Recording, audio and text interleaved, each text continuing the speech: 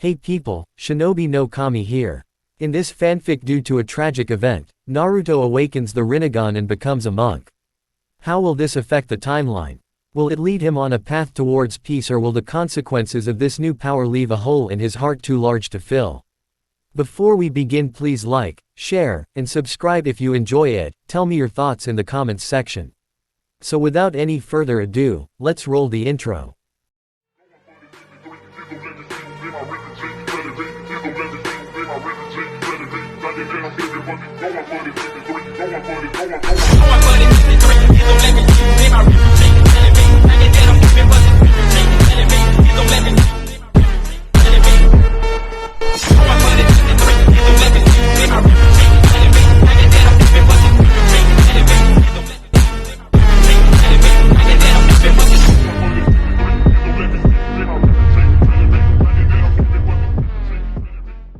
Chapter 59, Nature Part 5. The search for truth is more precious than its possession. Albert Einstein. Are you sure about this? The campfire crackled lightly as the 14 sat around it in a loose circle, Haku looking across at Naruto expectantly. No, not really, but we don't have any better leads right now. It's this or trekking through Tsuchi no Kuni. Naruto's response was calm, as it often was. He was currently leaning quite peacefully against the thick trunk of a tree. It had been a while since the group had actually stayed for long in any kind of civilized area, and they were all beginning to miss the feel of smooth cotton beneath their backs at night. That would not be a good idea, considering our last trip there. Naruto just nodded at Fu while the other two looked at them confusedly. They still didn't know all the details of Naruto's travels. Why, what's the deal with Tsuchi no Kuni? Being from that nation herself, at least when she was very young, Tayuya was slightly curious to the two Jinchuriki's apparent aversion to the land. Naruto just chuckled, waving absently as he warmed his hands over the fire. He could do the same with fire-natured chakra, but this was less wasteful. Let's just say that Iwagakure still holds a little bit of a grudge towards the Yondaime Hokage, and that tends to include anyone with blonde spiky hair. He pointed at his own head of golden locks to emphasize the point. Tayuya just nodded knowingly. Even when she was young, the Yondaime's name was only said in hushed, hateful whispers. Like people were afraid he'd show up if his name was said. Actually, you do look a bit like the bastard. It was true, despite Naruto's much longer hair and the fact the color was just a bit lighter. Give him a haircut and some contacts and he would bet he's spitting image of the man. So I've been told. The young monk remembered his sensei's warnings about going to Tsuchi no Kuni when he first left the temple. But then again, you could say the same thing about a few Yamanakas. I even saw a few people who looked like him in Kumo. Tayuya just shrugged. It made no difference to her who Naruto looked like. He was powerful and that was what mattered. Samayubokuzan. You really think it's in Kaminari no Kuni? Haku's soft voice cut into the conversation, bringing them back on topic. He was the only one not warming himself by the fire, feeling very content with the refreshingly chill night air of Shimo no Kuni. After all, Zabuza had really pushed his Kage Genkai training when he was young, often submerging him in snow so he could get a feel for his element. The young Yuki was just glad he hadn't made him strip down to do it. He might have developed some kind of strange mental condition to strip in inappropriate places. Naruto just hummed at the question before finally shrugging carelessly. I don't know, but it's one of the few places on the continent with imposing mountains unless we want to make the trek into the wastelands to the west. Much of what was beyond the great deserts of Kage no Kuni and the badlands of Tsuchi no Kuni was considered wilderness, uncharted territory that was unmapped and completely lawless. Even the stoic samurai of Tetsu no Kuni hadn't tried to expand their borders into the hostile lands that didn't even know of the shinobi system.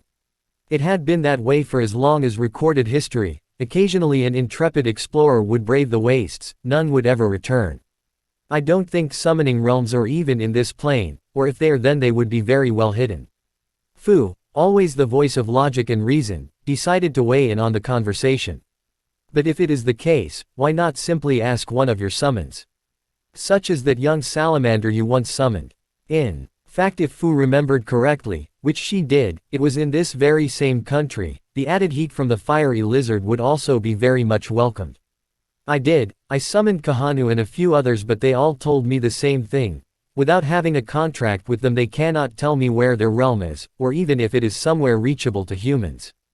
Yuya just snorted at that, pointing out the obvious as she so often did. Why not make a summoning contract with them?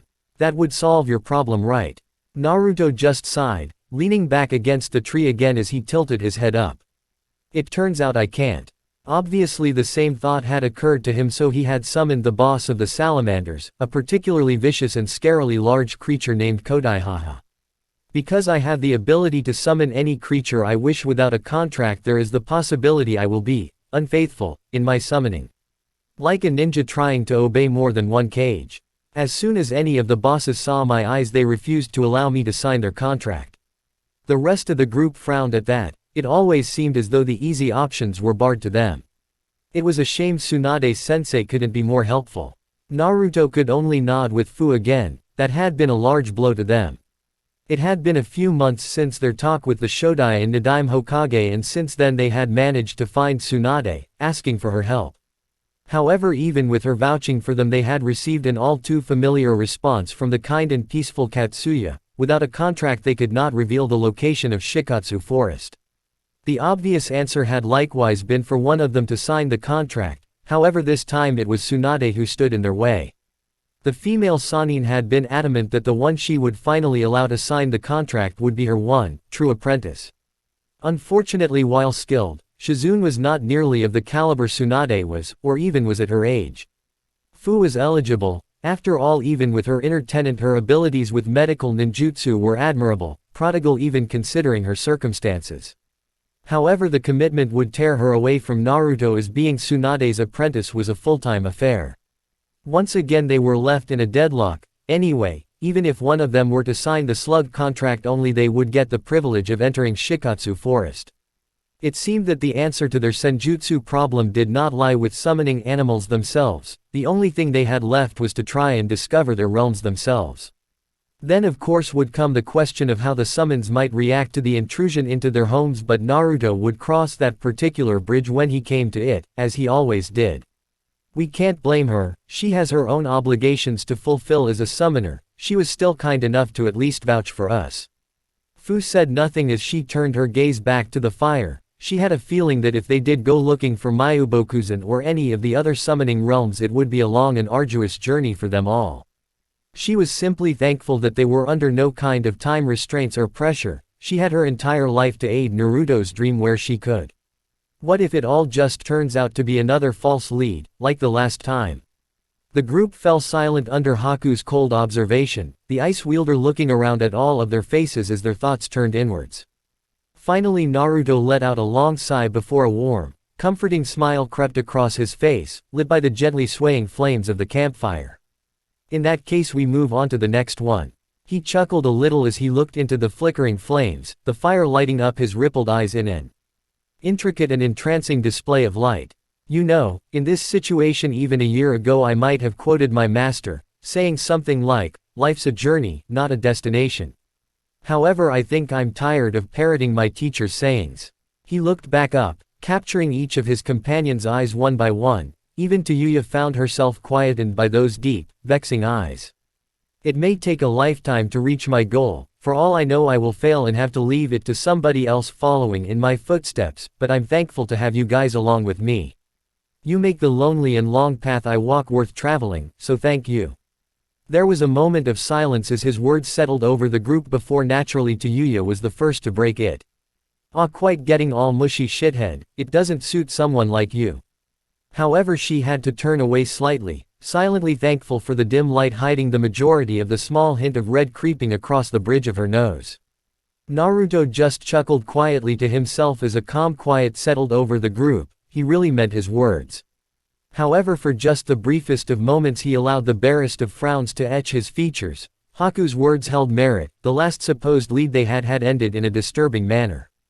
Naruto didn't even bother to hide his eyes as he gazed out at the horrific sight before them, his expression hardened against the atrocities. Gray ash floated in the air, settling on the ground in a light blanket like some sick perversion of snow.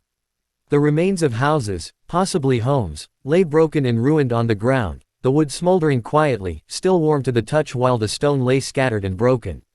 Occasionally they would spot a twisted hand sticking up out of the wreckage and desolation, some of them not even large enough to have been teens. A week ago they had stumbled upon what they thought might be a possible lead, a supposed minor village hidden in the heart of Kuma no Kuni that apparently practiced with a dangerous and mysterious form of chakra. However, all they found was ruin and destruction. It wasn't even all that long ago if the cooling fires that still dotted the landscape were anything to go on. The air was heavily saturated in chakra, telling of an enormous fight between ninja. However, all Naruto could feel was sickened. He couldn't understand how such a travesty could be allowed to occur. There was really nothing left, nothing had been spared. It was a slaughter in every sense of the word. However, as he gazed about the broken and ravished landscape, he couldn't help but find something eerily familiar about the destruction he was seeing. It was the occasional body that looked to have been crushed under their own weight, or a man lying still with no signs of injury whatsoever, as if he had simply died without cause. As he walked through the ash-lined streets, his foot brushed something. He looked down to see a long strip of purple cloth. Gently bending down, he picked it up, noticing the tarnished metal on the other side. It was a headband. The small star symbol that once proudly sat upon the head of a shinobi was scarred and twisted, stained with a few spots of blood as it sat limply on its torn and scorched cloth. Naruto's hand tightened around the symbol of Hoshigakure as his gaze turned back up, now fierce and full of anger. Who would do this? That was what he said out loud, but internally it was a whole other question. Inside he wonders just who could do this.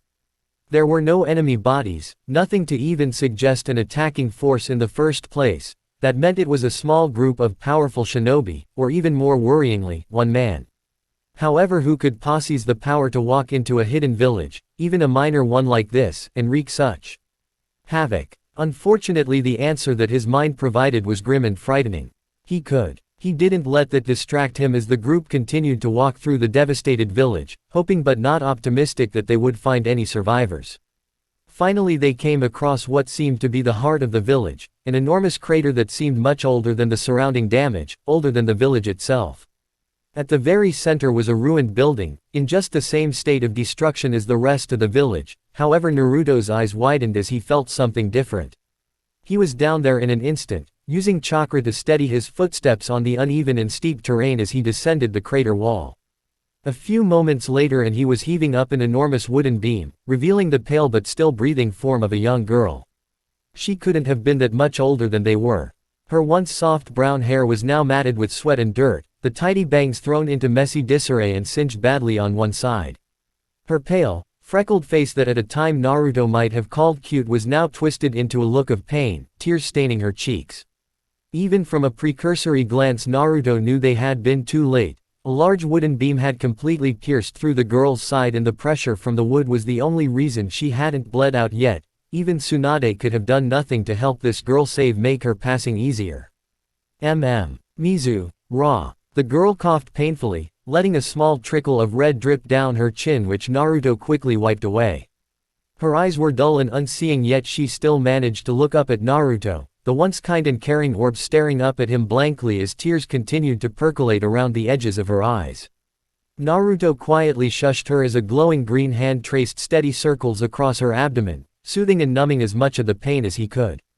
Immediately the girl sighed from relief, her head dropping back to the floor softly as she stared up at the sky.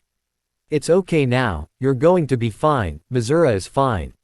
Naruto had to wipe away a small tear that forced its way out of the corner of his eye as a forced smile strained on his face. His words seemed to calm the girl, though, as a measure of peace entered her face, her red-stained lips turning up at the sides. A moment later the girl's heart rate increased slightly as her eyes widened, her breaths coming out more ragged, panicked even. Have to, warn, have to, red clouds, star, orange moss. The glow around Naruto's hand died a few moments later after the little light left in the girl's eyes completely faded away. He knelt there for a while, staring at the young girl, another person he was too late to save. A determined look entered his eyes, though, as his hand reached out. This wasn't the first time he had been too late, this wasn't the first time he had fixed it anyway, he could still. Naruto. A hand wrapped softly around his wrist, making him look up to see Fu standing to his side, gently holding his arm as she stared unblinkingly at the girl on the ground. "Don't." The The blonde's eyes widened as he looked up at her, her calm expressionless gaze turning to meet his own. What? How could you say that, Fu? I could still save her, I can still save her. Fu just shook her head slowly, making Naruto blink as a hint of sadness entered her eyes which spoke volumes to the monk. Let her rest with her village, there is nothing left for her in this world anymore. Naruto gulped as he remembered Shizuku's words to him back in Konoha, I don't belong here anymore, my time passed. Slowly he allowed his trembling hand to fall back to his side, his mind still echoing that conversation like some cruel recording stuck in his mind, but I couldn't save you. He still vividly remembered Shizuku's saddened smile, maybe you weren't supposed to. With a shuddering sigh the young blonde stood back up, looking around at his friends and taking a moment to settle himself.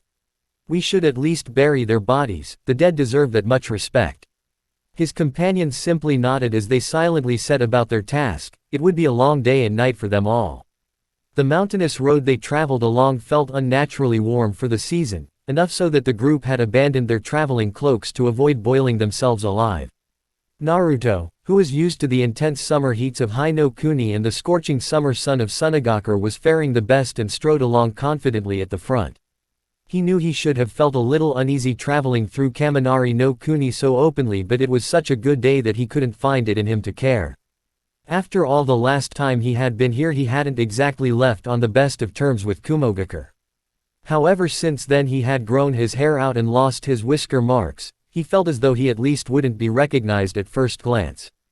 Just to be safe though, he had taken to traveling with his shikuju sealed away in a storage scroll safely tucked away on his hip, likewise with the Kohaku no Juhei. They were also tracing a wide path around Kumogakure and so far had only run into a light smattering of their shinobi, all of the Chunin guards that were far too bored by their patrols to care about a few travelers heading up into the mountains in the north of the country. Are we there yet? Naruto had to suppress a chuckle as Yuya's ever so slightly whiny voice called out from near the back of the group. Well, considering we don't even know where there is, I'm going to say no. The redhead merely sighed, her whole upper body flopping forward pathetically as the small group trudged on. They walked on for another hour before Naruto paused, looking back curiously before shrugging it off. A few minutes later though, and he did it again as he felt something on the very fringes of his sensory ability, then it was gone again. Now more wary the group continued on again, however they didn't make it more than 10 steps before Naruto was forced to whirl around, unsealing his shikuju in one smooth motion just in time to block the strike of a short, pointed sword practically humming with lightning chakra. He pushed up, using the enhanced strength he had learned from Tsunade to push back his much larger opponent. However, when the man jumped back, Naruto had to pause for a moment as he blinked in surprise. Kurabi. Sure enough, there stood the Hachibi Jinchuriki, one of his many swords in hand and a cool confident smirk on his face. Well, I must say 9-0, that was mighty impressive how you blocked my blow, ya fool. Despite the friendly face, Naruto didn't drop his guard even as Kurabi replaced his sword in its sheath on his back. He knew the man was plenty powerful even without it. However, no sooner had the man sheathed his blade he was forced to duck as a green blur passed over his head in a deadly kick. On instinct the bulky Jinchuriki caught the offending leg and promptly, and ungracefully, threw Fu across the path towards Naruto, where she landed silently on her feet, her face a mask of cool professionalism. Aw man, if it ain't Little Miss 7 or that's the way I see it, I bet with the Nanabi you really know how to flit, ya fool. Even Fu had to blink at the eccentric man's odd style of talking, especially considering he had broke out into some kind of odd dance involving throwing his hands about. Seeing how easily he had countered Fu, Yuya and Haku wisely stopped themselves attacking him, instead making their way over to stand next to Naruto. The blonde just watched Kurabi for a few moments longer, eyebrow raised curiously at the lack of hostile intent from the man. So you were the one I kept noticing, how did you get by sensory ability? Kurabi just crossed his meaty arms over his chest, a satisfied smirk overcoming his features. Yo say ho. Never underestimate the might of the one and only Kurabi, float like a butterfly, sting like a killer, because I'm the mightiest of the Jinchuriki, fool ya fool. He punctuated his rhyme by bobbing his head along to some invisible beat, thoroughly confusing those that hadn't met him before. What's up with this guy?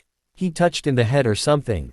Kurabi just pouted at Yuya with a hurt expression, looking comical on the fearsomely large man. Yo, don't diss what you don't know, you starting to sound like my big bro, ya fool. A tick mark appeared over to Yuya's eye as her hands tightened into fists, glaring angrily at the dark-skinned Jinchuriki. Who the hell are you calling a fool, you damn shithead? Kurabi just smirked at the seething redhead before turning to Naruto, pissing to Yuya off even more at being ignored. Man 9-0, where you pick up this firecracker? Since you been gone you certainly ain't been no slacker, ya fool.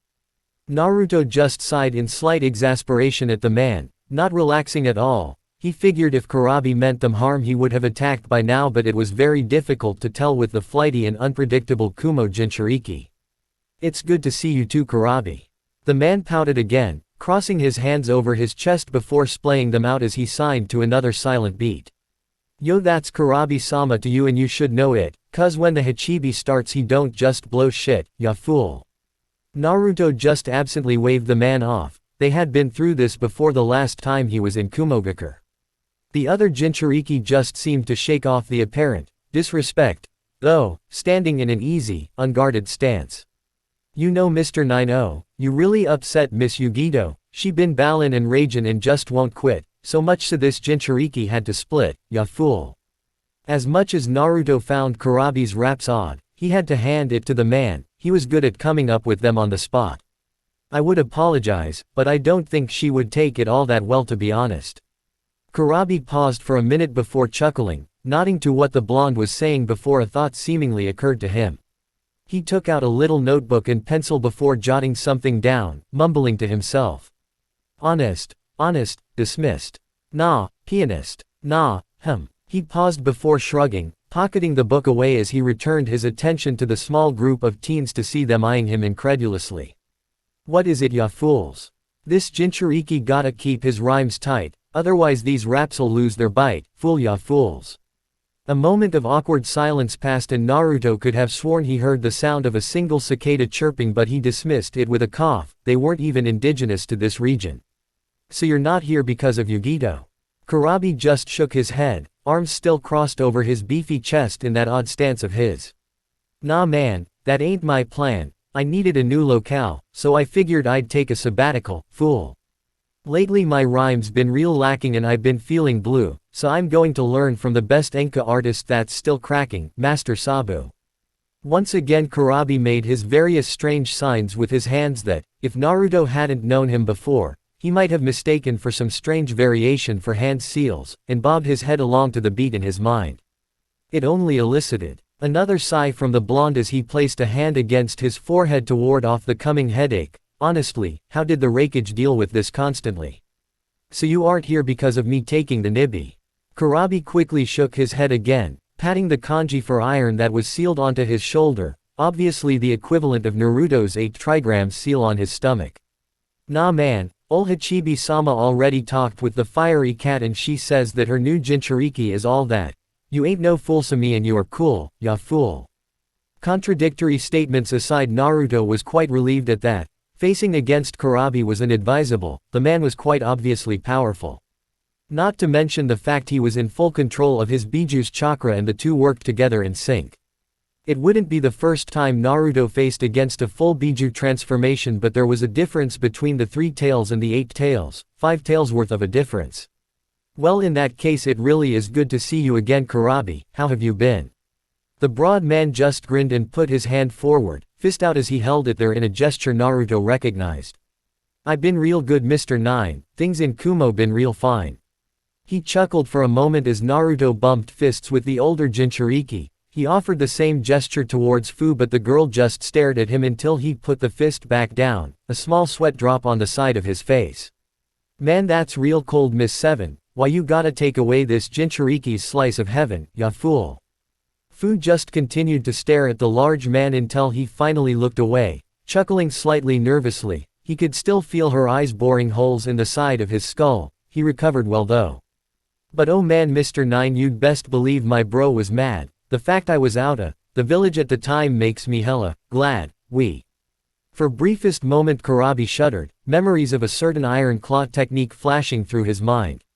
Then he looked up in thought. pausing for a moment as if he was having a conversation in his mind before breaking out in a large grin.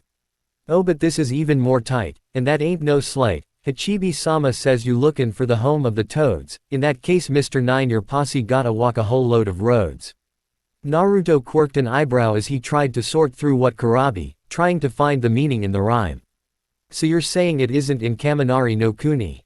Kurabi nodded in that odd half-sagely, half-rapping manner of his. "Didn't I say that? So don't be a brat, ya fool." Naruto just sighed. It was a shame they couldn't find what they were looking for here, although he supposed it saved them a lot of looking. If anybody would know if there was a summoning realm in their country, it was Kumogakure. They were almost religious with their mapping of the nation. Their structured and rigid lifestyles didn't only extend to the military after all. "Aw man, don't be so down, it ain't right to see that frown. If the chakra of nature's what you be seekin', maybe it's the wrong direction you peekin', we."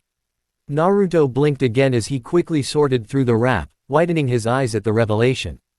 "Do you mean you know where we can find a place to train in senjutsu?" Kurabi grinned as he crossed his arms over his chest again, bobbing his head slowly. Naruto had a feeling that in the dark-skinned man's head he was basking in the cheers of a large, very much imaginary crowd.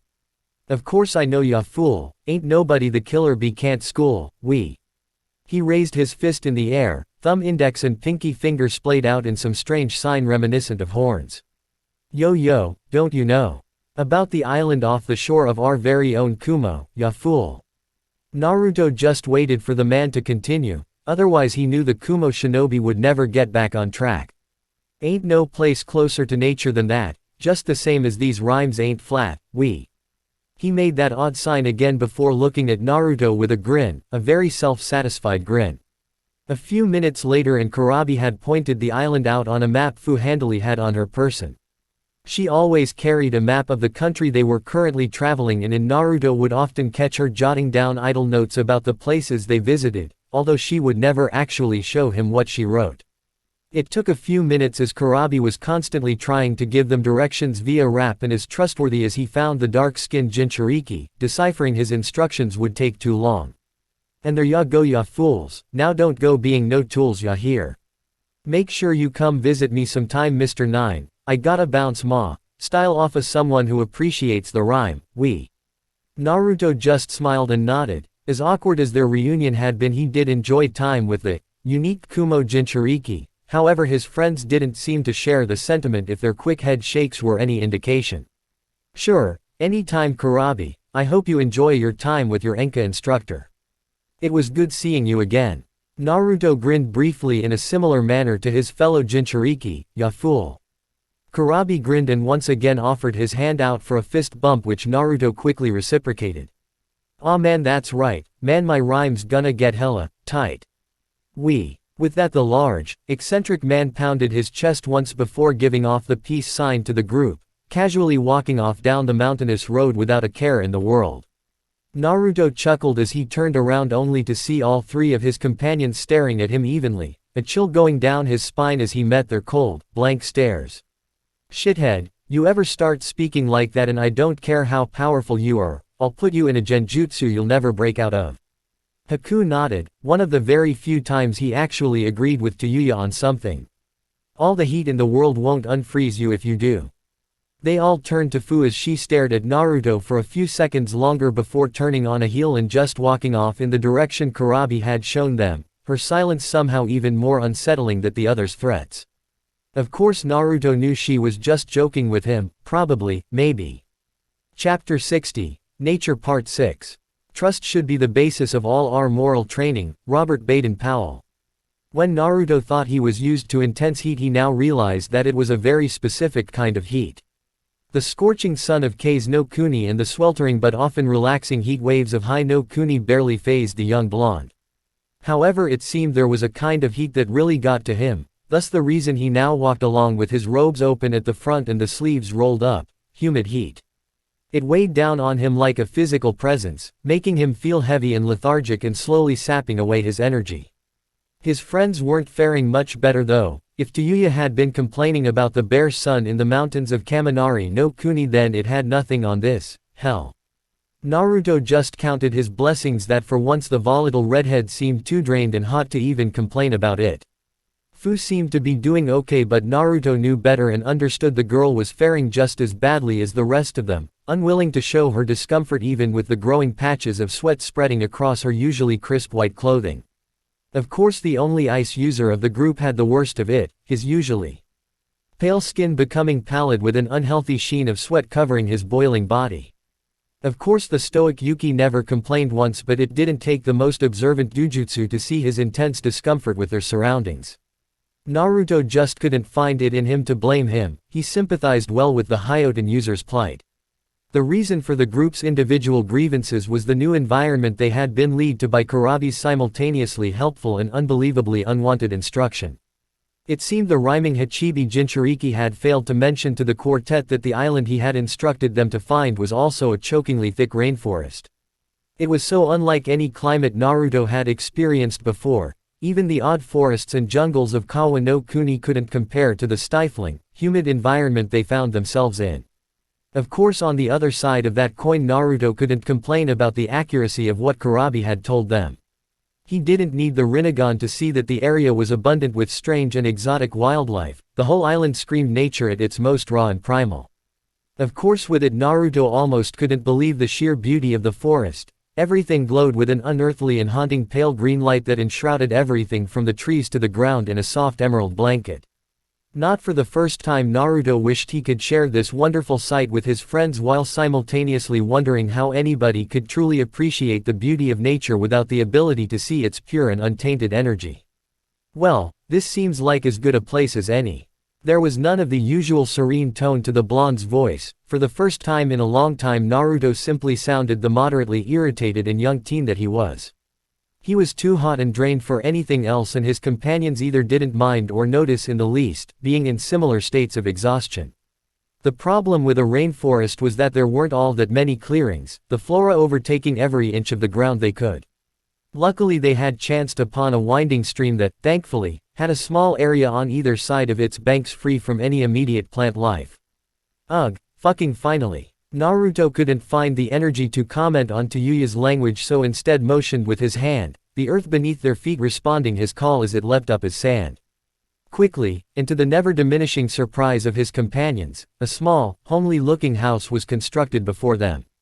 Another moment later and Naruto's fire-enshrouded hands had transformed the sand into a more sturdy-looking stone that shone with the moisture hanging in the air. It was similar to what he had done with the statue he made for Shizuku, but now he could manage it on a larger scale as his control over the Banbutsu Suzu improved. Whoa. He realized Tayuya and Haku were staring at him in shock before remembering they had never actually seen him perform the sage's original technique before. All the other places they had stopped for the nights they either slept out under the stars or a simple sand hut would do. With them probably staying in this forest for a while, he figured something more substantial would be appropriate, thus, the stone house. It took them a while to get settled, which mostly consisted of Tayuya finding the coldest place in their new living arrangements, calling dibs and sleeping through the rest of the morning. Naruto did his usual affair of sending a few clones out to gather the lay of the land, while he himself wandered out into the forest to get acclimatized to the overwhelming energy he felt around him. Fu did much the same as Tayuya, settling in a cold spot and pulling out a scroll, quickly becoming lost to the world in favor of the fantasy in her hands. Haku on the other hand was uselessly trying to use his own bloodline in a futile attempt to cool himself down. It was like the environment itself was fighting against any ice he would make, the chakra-infused substance that even fire techniques struggled against melting away like it was normal frozen water. The dark-haired boy had a suspicion that after he came away from this place his abilities to use ice would be stronger than ever, that was, if he didn't melt away like his ice did. Of course, all of them would come to adapt to the harsh and unfamiliar climate with time, they had plenty of it to spare after all. "Hey, what the hell are you doing?" Tayuya watched with an incredulous eye as Naruto calmly stood a few feet away from their recently built abode. Haku was also watching from some distance away while Fu had wandered off somewhere, as she had a tendency to do sometimes without explanation. "I am creating somewhere for us to practice being still." Tayuya just frowned, but that instantly morphed into a look of absolute shock as Naruto slammed his foot down once on the ground. Instantly the earth beneath them was upturned, a large brown clearing of flattened earth expanding out from where Naruto's foot had slammed the ground. Soon they were all looking at a 10-meter wide ring of perfectly flat and level earth. With another look of concentration, Naruto this time crouched, palming the floor with both hands. Now what or woe hey?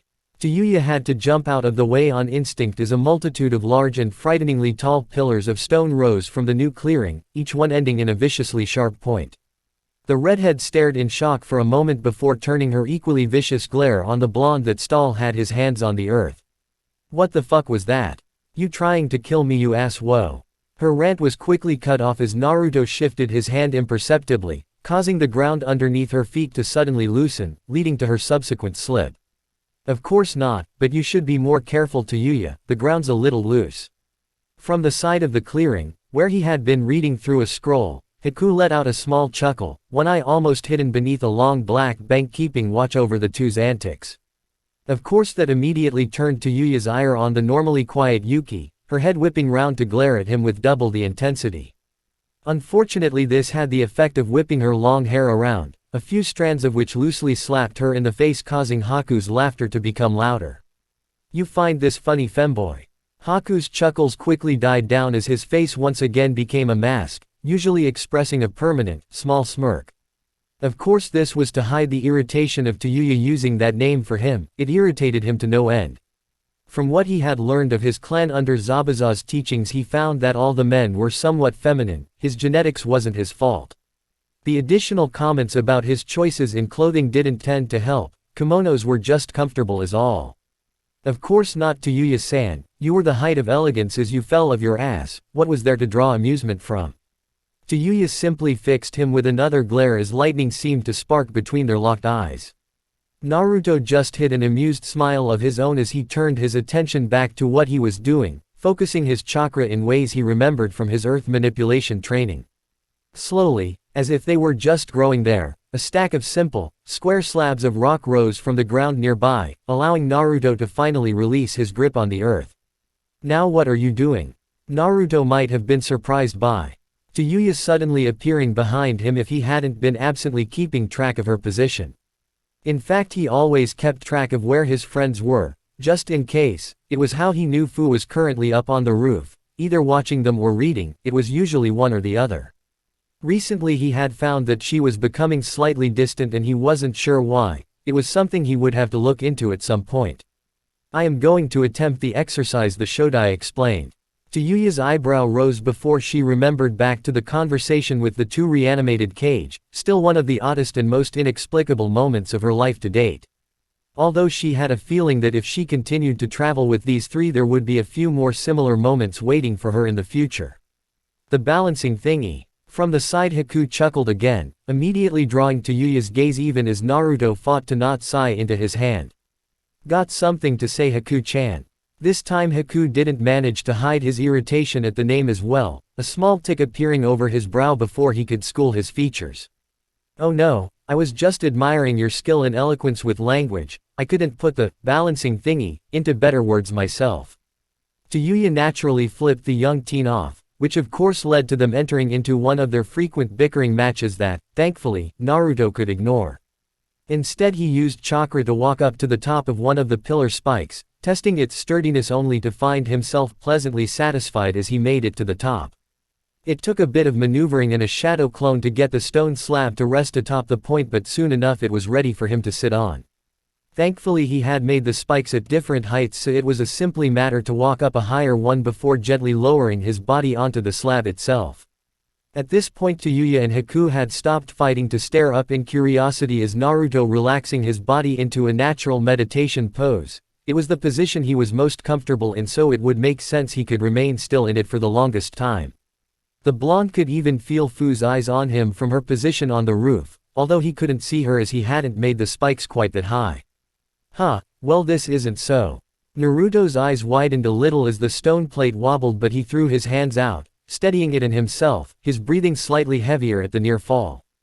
Once he was satisfied he wouldn't shake again, he relaxed, bringing his arms back in, only for the slab to wobble again, this time more violently. Though he had it under control again until he heard a very ominous scraping sound which he knew to be the sound of the stone slab slipping against the point of the pillar. Tayuya's raucous laughter rang out through the jungle clearing as the sounds of shattering stone pierced the still air and sounds of wildlife. Naruto simply gazed down at the broken remains of the slab from where his sand had caught him from falling with a frown. He dropped down to the ground gracefully and allowed his sand to disperse back into the ground harmlessly as he gazed back up at the top of the spike, pondering how to stay still up there. That really sucked. His eyebrow rose as he turned to Tayuya, who was still holding her stomach, pangs of laughter gradually disappearing as she grinned at the blonde. I can't believe the monk can't even meditate properly. It's ridiculous. Naruto thought about explaining it wasn't just about meditation, but in the end decided against it as he reached around and grabbed another stone slab. Oi! Tayuya almost dodged the large square stone that was casually thrown her way but grabbed it at the last moment, peeking her head up and over it to see Naruto looking at her expectantly.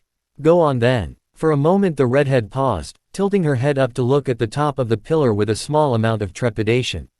However, all it took was seeing Naruto and Haku's expectant and disbelieving faces respectively to light a fire behind her eyes.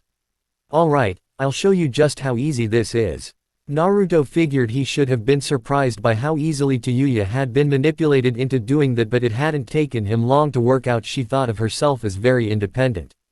Anything she viewed as a possible slight on her skills was immediately taken to heart, filling her with determination to prove it not only to her detractors but to herself as well. She glared at the top of the spike as if it were the being that had challenged her, defying it to stop her in her goal. This'll be a piece of cake. Kami, damn it, this is impossible. Tayuya's eye was twitching violently as she once again glared up at the top of the spike in pure and unadulterated impudence. Naruto had joined Haku by the side of the clearing and lazily had his arm risen to control the sand Tayuya currently sat on.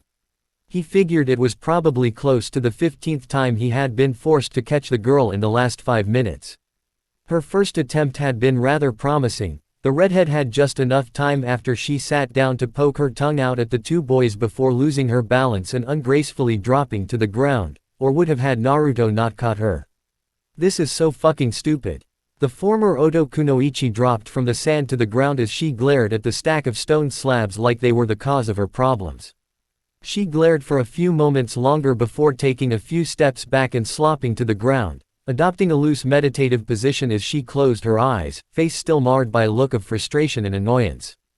Tayuya, what are you doing?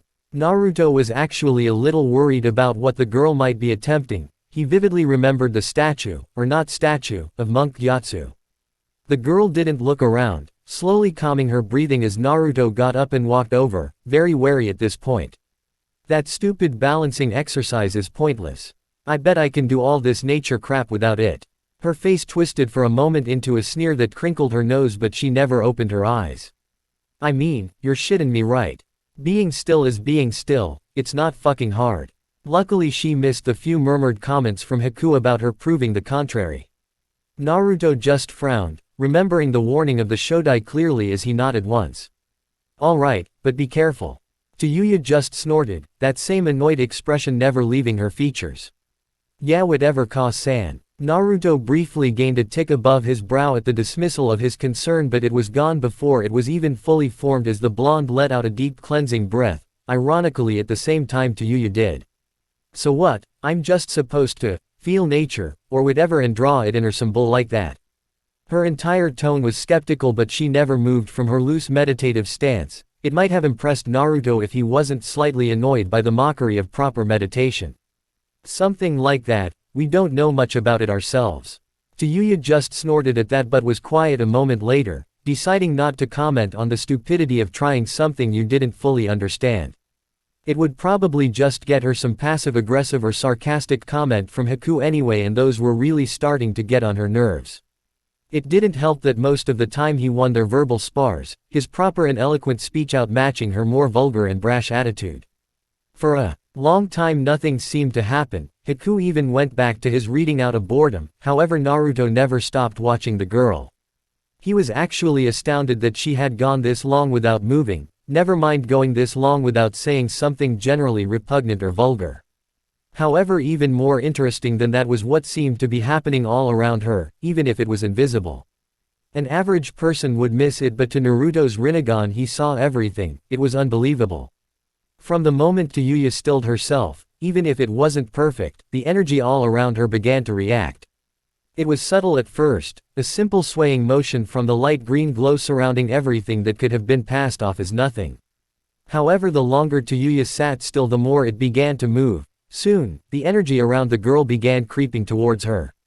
It was like watching water gravitates towards a depression in slow motion. It crept along her body, surrounded her, but did little else. Instead of absorbing it like he thought Yuya might, it just seemed to sit on her skin, not doing anything in particular. It made Naruto wonder if the girl could actually feel anything of what was going on around her, even if it was invisible to her eyes. However, after around 10 minutes, when he had begun to practically feel the irritation and anger rolling off Yuya in waves over the lack of any progress, something finally happened. Naruto had assumed that the lack of progress with the nature energy was due to Yuya not being still enough for it to fully mold itself with the rest of her chakra. He was surprised then when the seal on her neck, that had previously been a pale and lifeless gray, suddenly began to twist and move like it was alive. It glowed a strangely comforting green color, similar in fact to the energy currently surrounding the girl, although that may just have been to Naruto's vision. His eyes widened even further when the energy surrounding Yuya finally began to move again. It crept up and around her form, gradually coalescing against the still writhing and twisting seal on her neck before sinking into her body like it was water. Changes began to blossom over the redhead's form, even making Haku look up in surprise. Her skin darkened almost imperceptibly, closer to Fu's natural hue, while her hair did the opposite, lightening closer to a shade of pink. However, all of that was inconsequential to the changes happening inside her body. Her chakra flow that had before been a peaceful, calm flow, suddenly roared into life, the new, potent energy being quickly adapted to, as if it was used to it. Wow! Yuya finally opened her eyes and Naruto was startled to see they had changed from her usual chocolate brown to a far more striking gold. Her eyes widened and a grin spread across her lips when she seemed to realize just what was happening to her. She took in a deep breath as if the world had just been opened up to her, sights and smells becoming apparent where before they were muted and dull. This is fucking incredible. She grinned again before a thought obviously occurred to her, a challenging smirk spreading over her features. I told you assholes this was easy.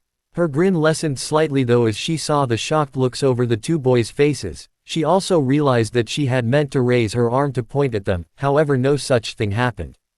Huh. She looked down in confusion, finding her neck feeling oddly stiff, only for her eyes to widen as she took in a sudden intake of breath. Her arms had turned a very unnatural gray, the same color as stone, and that was only spreading as she watched. Her panic only increased as she realized it was becoming increasingly difficult to move her body. What's going on? What's happening to me? Her shocked and panicked voice finally seemed to snap Naruto and Haku out of their dazed wonder. The blonde immediately shot forward, laying his palm flat against the redhead's back as the gray continued to crawl up her arms. Before she could cry out in indignation or ask what he was doing, the blonde immediately began to pull out the potent chakra that was causing all this. However, as always seemed to be the case with Naruto and his problems, it didn't seem to be that easy. It appeared that whatever nature chakra did when it entered the body required it to actually be molded in with the spiritual and physical energies, no doubt in a perfect balance of the three.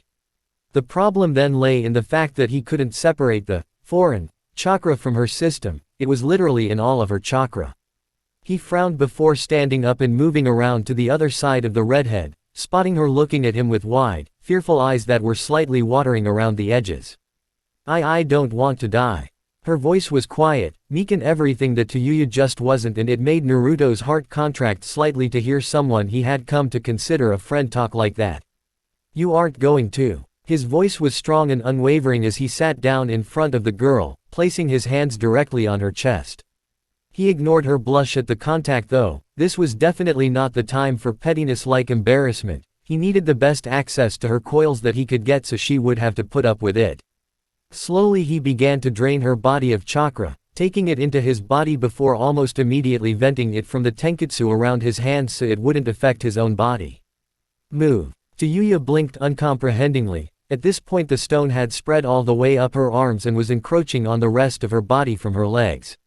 However, to her shock, its spread seemed to be slowing down since Naruto made contact with her, slowing but not stopping. What? Naruto didn't skip a beat, keeping a look of intense concentration as he continued to pull the harmful, at least at the moment, chakra from her system.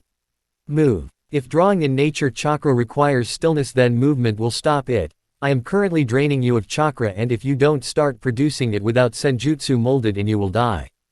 Yuya's eyes widened, but luckily she was able to follow his instructions, moving her body left and right, up and down, anywhere that hadn't currently succumbed to the stone creeping over her body.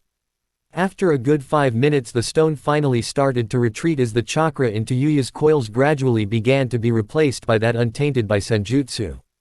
Finally, Naruto was able to let go of the girl as the last of the rough, gray texture receded from her skin.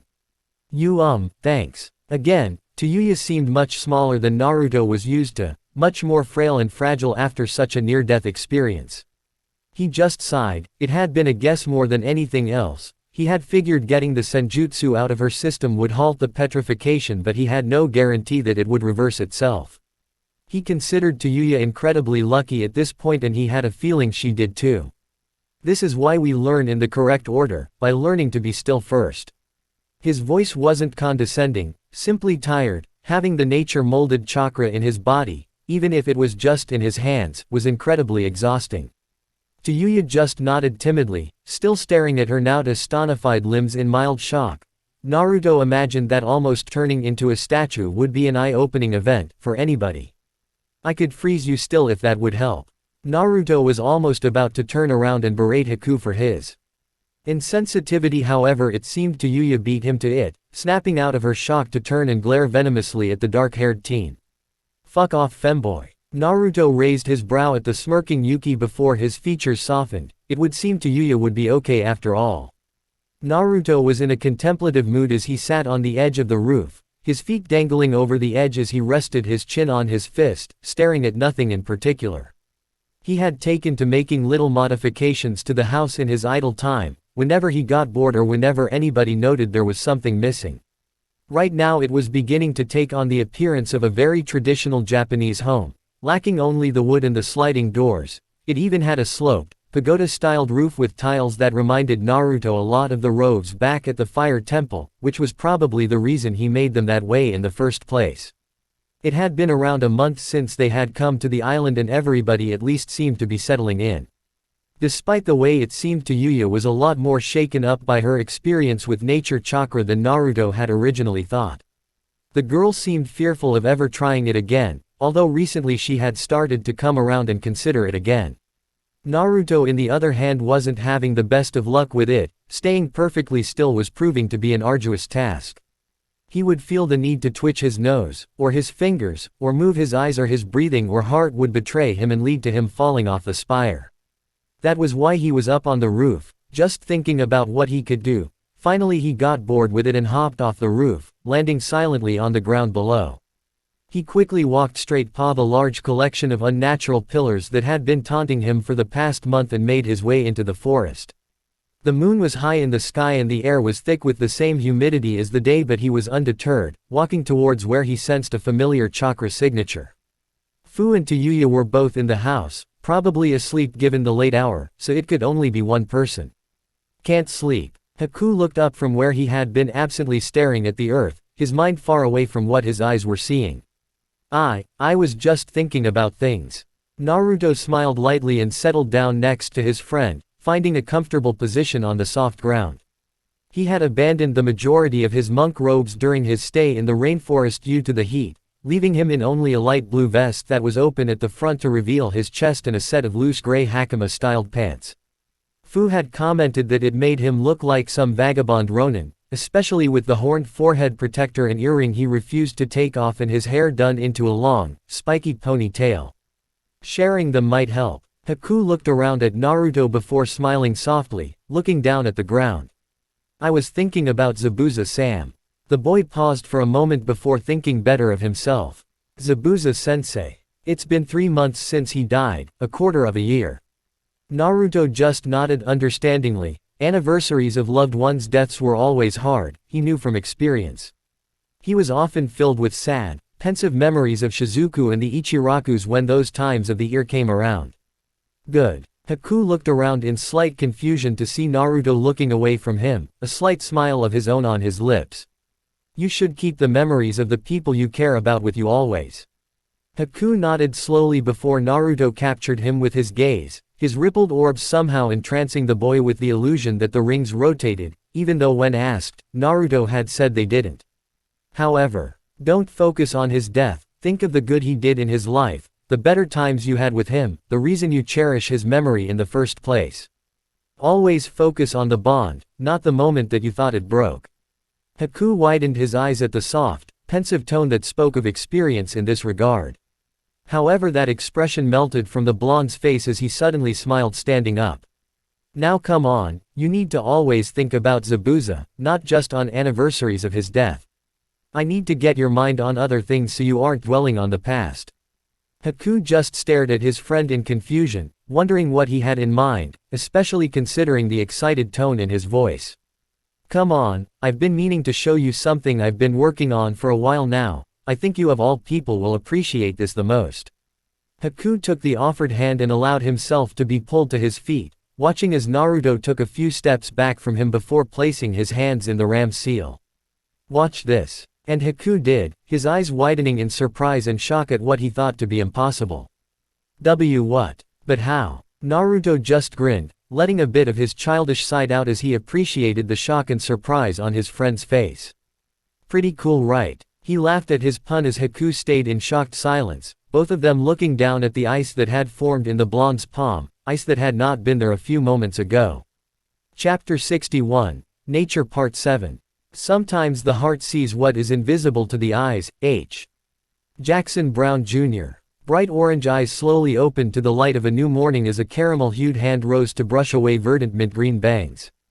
A small, cute yawn escaped Fu's lips as she put her hands above her head, stretching out on the comfortable travel mat that really wasn't built for two people, not that it ever stopped her. She rolled over slightly, expecting to see sleepy, curious rippled eyes awake and looking at her. However, Naruto was still fast asleep, a peaceful expression on his face that was covered by a few rebellious locks of hair. Fu smiled slightly as she slipped out of the bed, feeling the loss of warmth as her naked body greeted the day.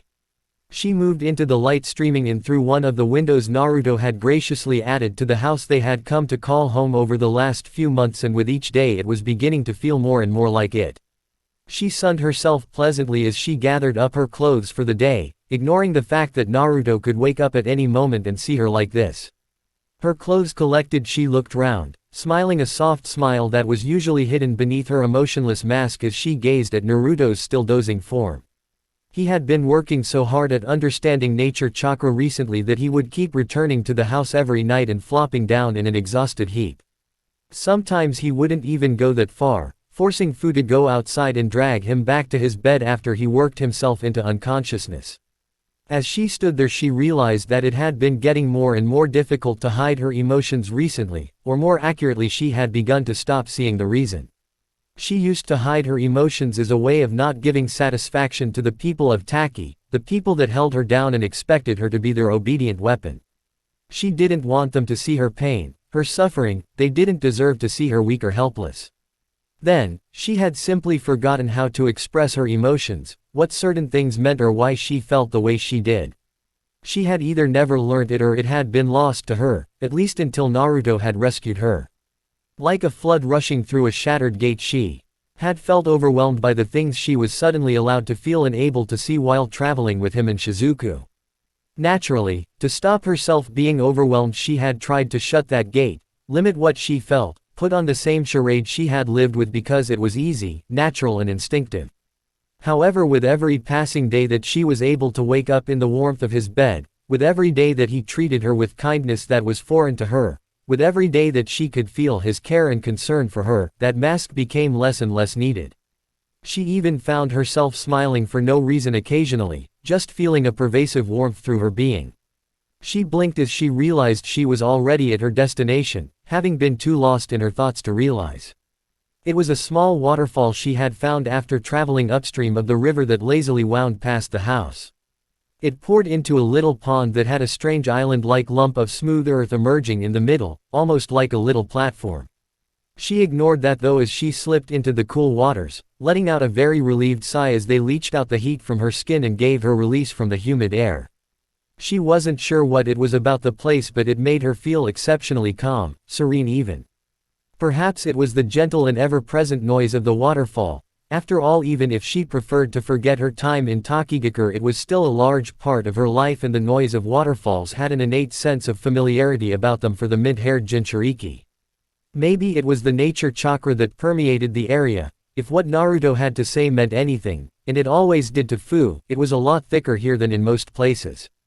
However, her concerns melted away as she simply drifted about in the water, uncaring of the world about her for at least these few precious minutes. The unnaturally large animals of the rainforest knew better than to approach her. She had made that abundantly clear to them during their early days here. It seemed that animals responded unfavorably to large blasts of Biju chakra, and the animals of this strange and wild place seemed to have long memories, so she had nothing to fear from them. After a while she drifted closer to the shore of the little pond, sitting down in the shallower waters and breathing deeply. She focused, trying to remember the lessons Naruto had taught her about accessing her inner space. She still wasn't entirely used to it, and it was always disorienting when she emerged, but she felt that it was something she needed to do, especially after seeing how easily Naruto dove into his seal to converse with his tenants. With another deep breath she closed her eyes and imagined herself falling, clearing out any other thoughts that might distract her. When her sparkling orange eyes opened again, they nearly popped wide open in surprise before she recalled where she was and calmed herself. The reason for her sudden concern was the fact that she appeared to be falling, or at least very high up. In fact, when she looked down she could spot some indeterminable and generic land very far below her. She imagined that in reality this altitude would in fact be very dangerous to her health, but in her mind, or at least her seal, it meant nothing. The air was warm where it was supposed to be thin and frigid. There wasn't even a sun in the sky, light just seemed to shine from some indeterminable source above them. To stay aloft she had two large insectoid wings that were familiar to her by this point, however the difference was that she was unused to them appearing so real. Usually they were just extensions of her Biju shroud, now though they were real, solid, golden wings, jutting out from between her shoulder blades. They hummed pleasantly as they beat up and down unbelievably fast, creating a blurry distortion behind her. She switched her focus to what she had entered the seal to see, an enormous tornado that encompassed much of her vision when she looked at it. It was odd though, as while a tornado was mostly opaque due to the speeds of the winds and the debris they picked up, this one was almost perfectly see-through, only a faint blur of the air showing where the windy boundary was. Another peculiarity was the lack of noise. She had never actually seen a tornado before, only seen them in pictures, but she imagined the howling winds would be rather noticeable. This one though was perfectly silent, not even making a whisper as the intense winds continued to circulate in chaotic and oddly beautiful manner. The reason for the whirlwind became apparent when the steady hum of much larger, much fiercer wings became apparent as the Nanabi no Kabutomushi finally came into view, riding the air currents of this non-existent place on 6 enormous, golden wings that gradually became redder as they moved towards the tips. Fu remembered the first time she had visited here, a week or so after settling on the island with everybody, vividly recalling how unbelievably overwhelmed she felt staring up at this monolithic insect. Fu-chan, you're back. Of course that hadn't lasted all that long once she came to understand just how childish and even, dare she say it, friendly the Nanabi was. Hello Chume. It still weirded her out, being on first-name basis with a being that could quite easily swat her, rather ironically, like a bug should it be free. Of course that was nothing compared to the unsettling feeling that Chume was actually pouting at her. The Nanabi didn't even have lips. Or even really a face. Instead the giant rhinoceros beetle glowworm hybrid had a strange, visor-like helmet that seemed to act as its eyes. That was where Fu looked to talk to it anyway. Oh come on Fu-chan, call me it. Please. Fu couldn't help her eye twitching. Beings of immeasurable power were just not supposed to act this way. Hello. She sighed to herself, remembering Naruto's words about establishing a positive relationship with her tenant. At the time she had supposed it would hurt to at least know the creature she drew a lot of her strength from. Lucky 7. A small shudder passed through her being even as the Nanabi seemed to practically buzz with satisfaction. See, isn't that so much better? Fu decided against saying the first thing that came to mind then, allowing the Nanabi to continue. Now, what can I do for you, Fu-chan? The mint-haired Jinchuriki swore she could see a hint of mischief enter the Biju's eyes. This train of thought was beginning to become unproductive. Need some love advice for Naruto-san. At that point Fu was sure that if Chumei had eyebrows they would have been wiggling in a very Jiraiya-esque manner, not that she knew what Jiraiya looked like. No, it isn't that. Naruto told me that I should talk to you more, get to know you. She was glad her mind was able to come up with that, it helped her fight the blush that was threatening to appear. Well, I would expect that from somebody who takes after our father. He really is a wonderful person, your Naruto-san, isn't he? Fu found herself smiling softly as a small sigh escaped both her and the Nanabi's lips, another unproductive thought. Yes, he is. She blinked, catching herself after realizing just how she had acted. Like some pathetic fangirl, she quickly reorganized her thoughts. All right then, what did you want to know this time? Fu had come into her seal a few times before, each time deciding to learn something new about her tenant. From it she found that there was actually a lot she could relate with the Nanabi. Like her, the great insect had been forced into a certain role by necessity, having to become the peacemaker between her dysfunctional and very powerful family lest they cause mass destruction, something she had always thought to be against their father's, the sage's, wishes. Its whole personality had been molded around that role through its developing life as it became bouncy, carefree, and happy-go-lucky. It always aimed to keep the peace, throwing itself in between otherwise potentially dangerous situations to prevent her siblings from fighting. It had told Fu of the time it had come between an argument between the Hachibi and the Kyuubi, an unpleasant but necessary move lest the two strongest Biju destroy an entire country. Fu had also come to the same conclusion as Naruto, that there was vaguely female attribute about the Nanabi that was hard to pin down. However, when asked, Chumei professed that as beings of chakra they had no true gender, the same thing the Kyuubi had told Naruto. Even if they did, Fu had a feeling she would have difficulty thinking of the enormous insect as female, no disrespect intended towards it of course. I wanted to ask about your form. Chumei looked down at its body, almost as if it were only observing it for the very first time. It was innocent behavior like that made Fu find the strange and eccentric insect slightly endearing. My form. Fu nodded quickly, knowing that if she didn't keep the conversation on track the Nanabi would somehow find a way to derail it onto a tangent. Why do the Biju look the way they do? Why are they so different? Fu could almost see the non-existent eyes blinking in confusion from behind the visor-like face. I couldn't say. That threw Fu for a moment. The Nanabi had always had an answer to her questions, it was part of her confident personality.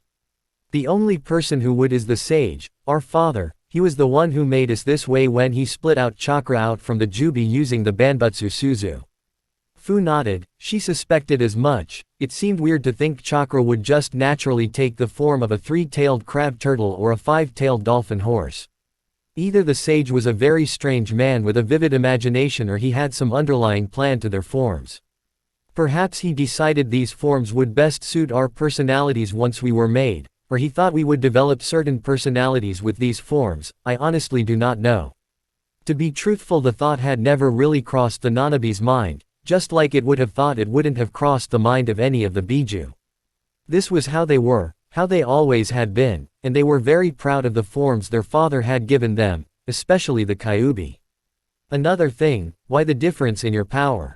From what Naruto tells me, the Kyuubi is far stronger than the other Biju, more so than the number of tails should indicate. It was true, when they had run into Kurabi again Naruto had felt the hidden power of the Hachibi, comparing it to what he felt in Fu to get an indication of the eight tails power. It was far beneath what he felt from the nine-tailed fox, the gap in their power was as immense as it was frightening.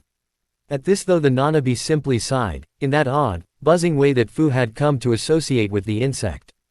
That is easier to answer. The sage was immortal, like you, and even as wise as he was still swayed by the views of the time. The world existed in a system of feudal lords and peasantry, with everybody answering to a higher power than their own. Apparently there was even a man known as an emperor that all answered to but the rampage of. The Jubi destroyed his capital and later, the land that the sage would use as the moon was taken from his kingdom. This gave way to the time of warring clans some time beyond the sage's death as there lacked any one power for people to turn to. Fu nodded hesitantly, fascinated by the history of such a bygone time but waiting for the Nanabi to make her point. The sage thought that if we were of equal power we would only fight to see who was the strongest, as any human or animal tends to do. He didn't want this for his family, even if we were not of his blood, so he made sure we understood who was strongest of us. An inherent and inarguable hierarchy to keep the peace.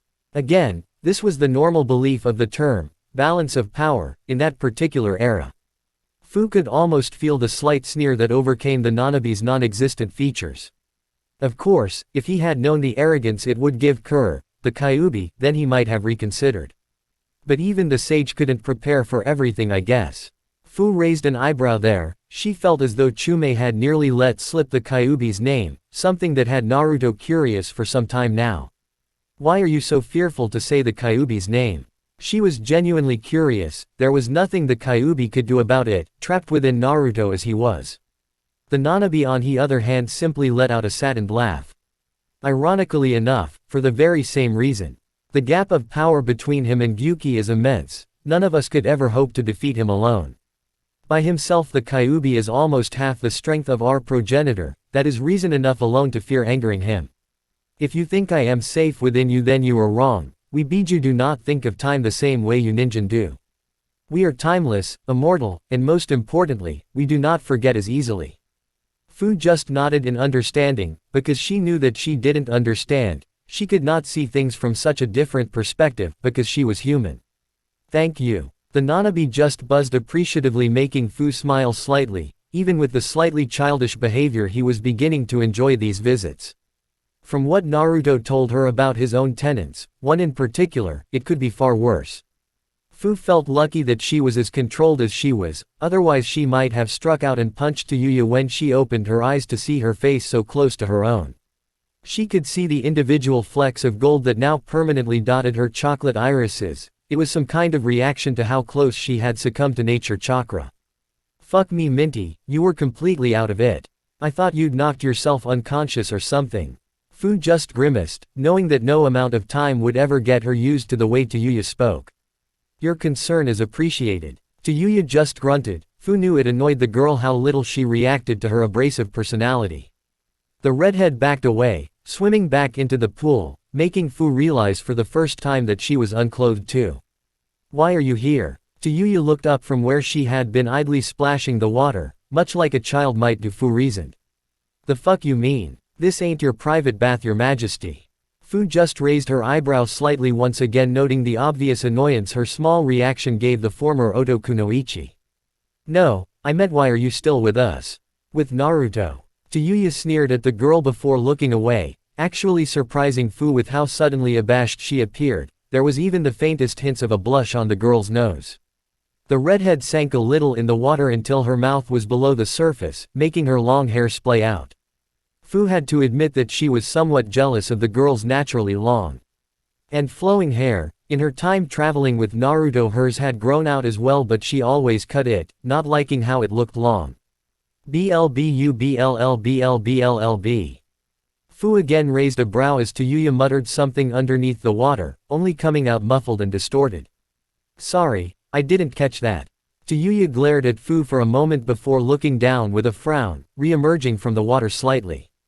I like it okay. At that Fu actually did blink in surprise. Luckily it was missed by Yuya, who was still staring into the water like she wished it would just swallow her up. I like traveling with you guys, it's fun.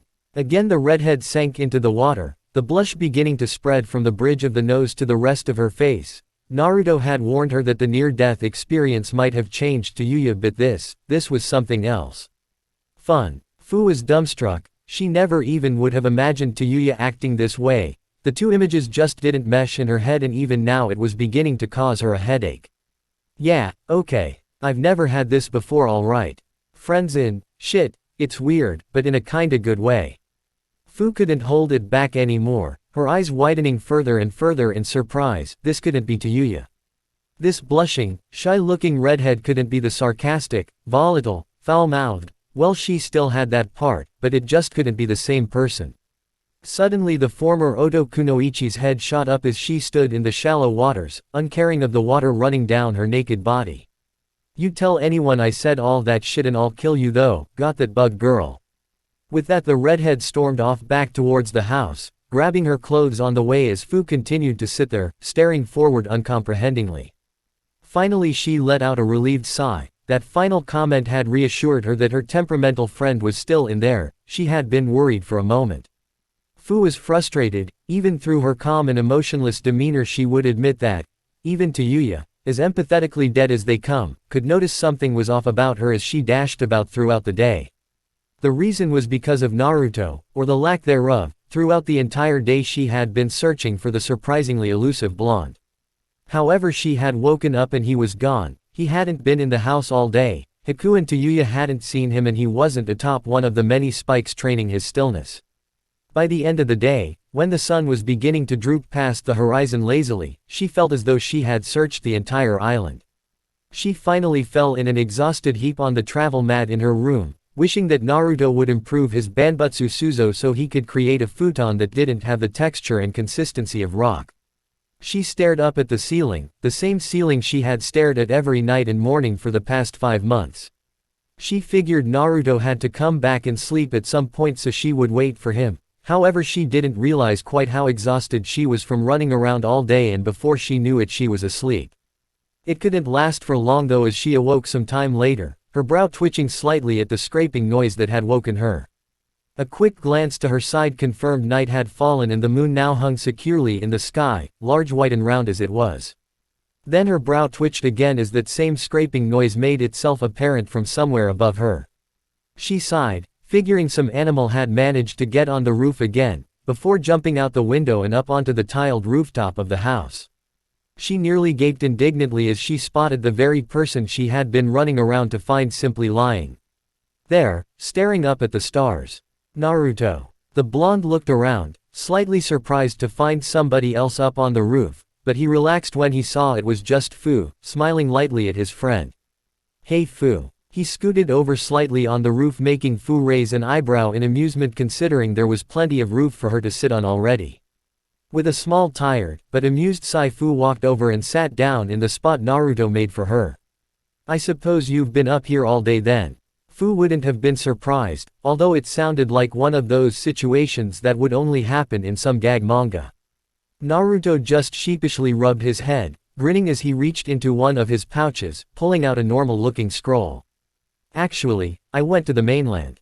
Fu looked around, slightly confused at that. She hadn't thought Naruto would be leaving the island at all during their training, especially considering the chance he might be recognized. You know, I keep messing up when I try to make the futon, so I thought I would go and buy some. We still had some money left over from traveling with Tsunade after all. Fu was silent for a moment, not sure what to say before finally a small, slightly saddened chuckle escaped her lips. Why? Naruto looked around, noticing that Fu was looking straight forward, out into the forest, with her hair falling forward over her eyes. Why are you so selfless all the time? Now it was Naruto who was thrown for a loop, unsure of what had come over his friend. However, before he could say anything, Fu turned to him. Naruto was shocked to see a single tear rolling down her dark skin, sharply contrasted by the moonlight refracting through it until it looked like liquid diamond. Don't you know that today's your birthday? Naruto blinked once, then twice, before looking down with a furrowed brow. They had parted ways with Tsunade sometime in February, then there was the month in Wave Country, the time spent recovering after the incident in Konoha, the 2 months searching before running across Kurabi, and finally the 5 months they had spent on the island. That would put them in October. It would be around his birthday. I suppose it is. I hadn't even thought of it. Fu wiped away the tear from her cheek, sighing irritably for a moment before pausing, seemingly thinking better of it as she chuckled quietly again. I should have guessed that something like that wouldn't matter to you. Naruto frowned again, noting the genuinely disappointed tone in the other Jinchuriki's voice that confused him. Fu rarely showed this much of her emotional side. It's not that it doesn't matter. Naruto's frown deepened as he tried to put his thoughts into words while Fu looked around, curious. When I was young, my birthday meant something else. It was the day the Yondaime defeated the Kyuubi. Sometimes the Hokage would come and we would have ramen together, but other than that, it never really meant anything more. Then at the temple I just kind of forgot about it. Birthdays weren't really celebrated, they were just another day. He looked up, noting that Fu was still looking at him with an indecipherable expression, almost as if she was trying to work something out. Oh. Again, that disappointed tone that had Naruto thoroughly confused. He meant what he said, his birthday had long since lost any meaning to him. Why? This time Fu seemed to be caught unaware as she looked away, but not before Naruto caught the blush running across her face. Naruto's eyes widened as he realized something that had been nagging him in the back of his mind since this conversation began. I'm sorry Fu, is this because I never asked when your birthday was? He winced, realizing that he had been traveling with Fu for close to the 3 years now. He would have definitely missed it at least twice already. However, Fu turned around to him again, all traces of the blush gone as she looked at him incredulously, shocked even. That's your first thought. All of this and your first thought is still about someone other than yourself. Naruto just blinked, genuinely not understanding as Fu looked down, another unreadable expression marring her features. It's moments like these that make me wonder why I ever deserve to even be around someone as pure as you. This time Naruto recognized the expression and the tone of her voice. It was that same look that Haku had after he had been revived, a complete lack of faith in herself, a loss of hope. Fu couldn't even finish her thought before she found warm, strong arms encircling her, pulling her forward into a tight but comfortable embrace. Don't say that Fu, never doubt why you're with me please. Fu could only gulp with widened eyes as the sheer sincerity and emotion in the blonde's voice. You're my friend, one of my oldest and most precious. I travel with you because I want to. A light chuckle escaped his throat that was still laced with emotion as he hugged her slightly tighter. See. I'm not as pure as you think, I'm selfish. I'm selfish for wanting friends, wanting companionship and the warmth it brings. If I was selfless like you thought I would walk this path I've chosen alone, bear its weight on my own shoulders, but I don't want to. Fu was still shocked into silence, uncertain of what to do as she was trapped in Naruto's arms. And Naruto. The blonde finally pulled back, a soft smile on his face that Fu was unable to look at, practically feeling the intense heat on her cheeks as she looked away. Her heart was fluttering in ways she didn't understand but had a sneaking suspicion about. She had read about it enough in her books. Just remember that for me, okay Fu. The mint-haired girl could only nod. It was all she would trust herself to do. Naruto just sighed in relief. The disparaging look in his friend's eye was gone. It was replaced with dumbfounded confusion, but that was beside the point. So what brought all this on anyway Fu? The girl was silent for a few more moments before she realized Naruto had even asked anything. Yes. She reached behind her, pulling out a scroll similar to the one Naruto had that contained the futons and hesitantly held it in her hand. Shizuku and I were planning this before and during the year with Tsunade. Your birthday was the day Shizune lost track of Tsunade and we had to go looking for her. Naruto gained a soft melancholic smile at that. He remembered that day fondly. They ended up searching through 3 different towns before finding Tsunade passed out in the midst of wreckage that had once been a casino. He looked up again, realizing that Fu was still looking down at the scroll in her hands, gently tracing a finger over it. This has been the first chance to celebrate your birthday, so I wanted to give you this. Gently, almost reverently she pushed her chakra into the scroll's sealing matrix before catching what emerged from the resulting plume of smoke. Naruto could only stare at the gift in her hand, a thin but strong-looking black thread binding together 6 identical white Magatama beads he recognized all too well. Are those? Fu just nodded with a small conspiratorial smile, idly winding the necklace's thread around her finger. They are the beads you first performed the Banbutsu Suzu with. I thought they would be significant, so when you asked me to get rid of them I kept them instead and made this. I've been waiting for an opportunity to give it to you, but before now. Nothing ever seemed appropriate. Naruto just nodded as he accepted the gift, feeling the smooth texture of the beads he had created with his own chakra. He could have sworn they hummed slightly at his touch, as if remembering their creator's presence. Thank you Fu. He slipped it over his head slowly, smiling as the cool beads brushed against his bare neck. He looked up though, a hint of worry in his eyes as he looked at his friend scrutinizing the new addition to his outfit. But I don't have anything for you. Fu just smiled lightly, the previously negative thoughts absent from her mind for once. That isn't the point, Naruto, this is your birthday. It's a day where you're allowed to be a little bit selfish. Naruto just grinned, a hint of determination appearing behind his eyes. Then when is your birthday? He faltered for a moment as sadness returned to Fu's orange orbs, wondering if he had said something wrong. I don't know, I was never told.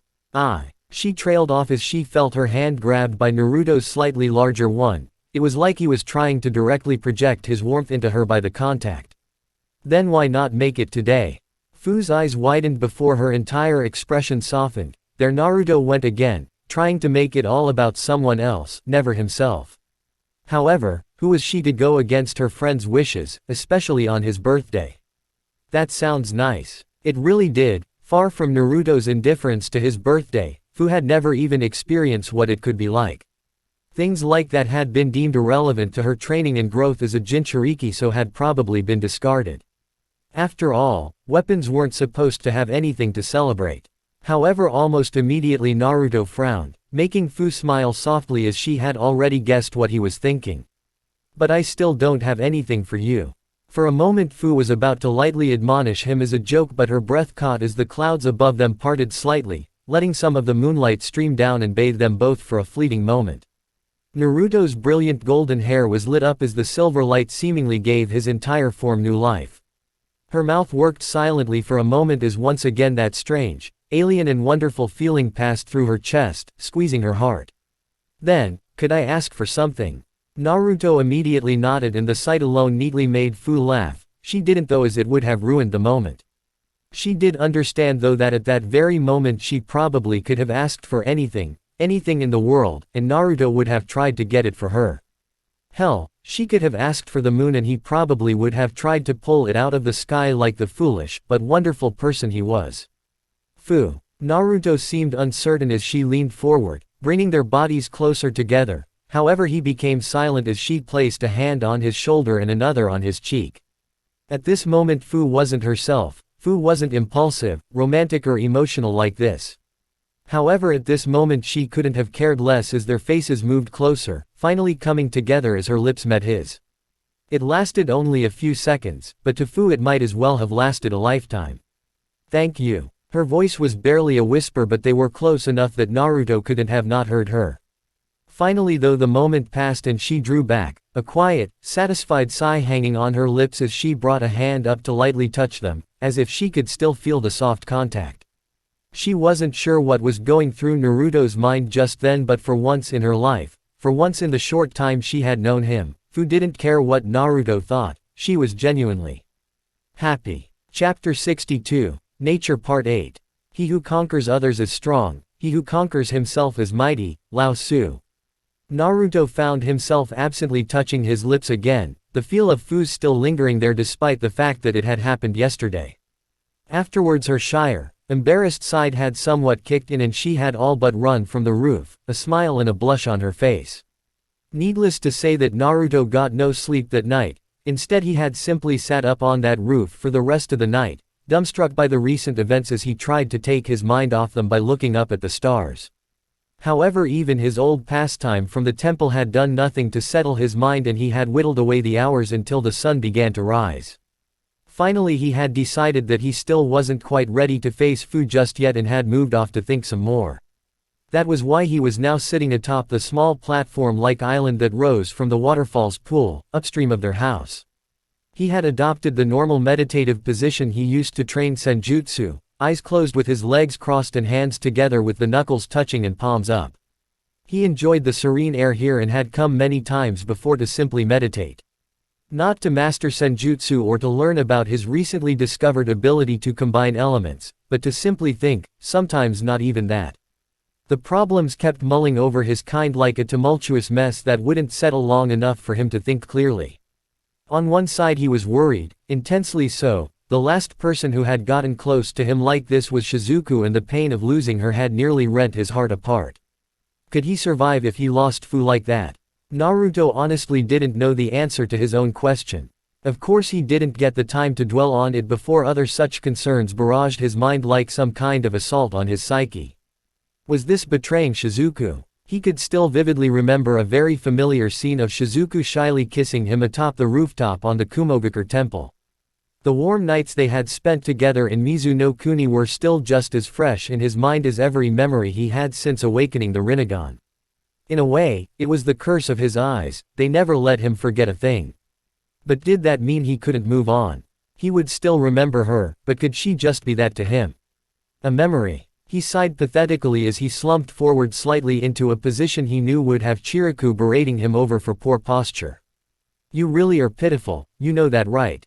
Naruto's eyes snapped open to the distorted but ominously familiar voice that broke the still air of the falls.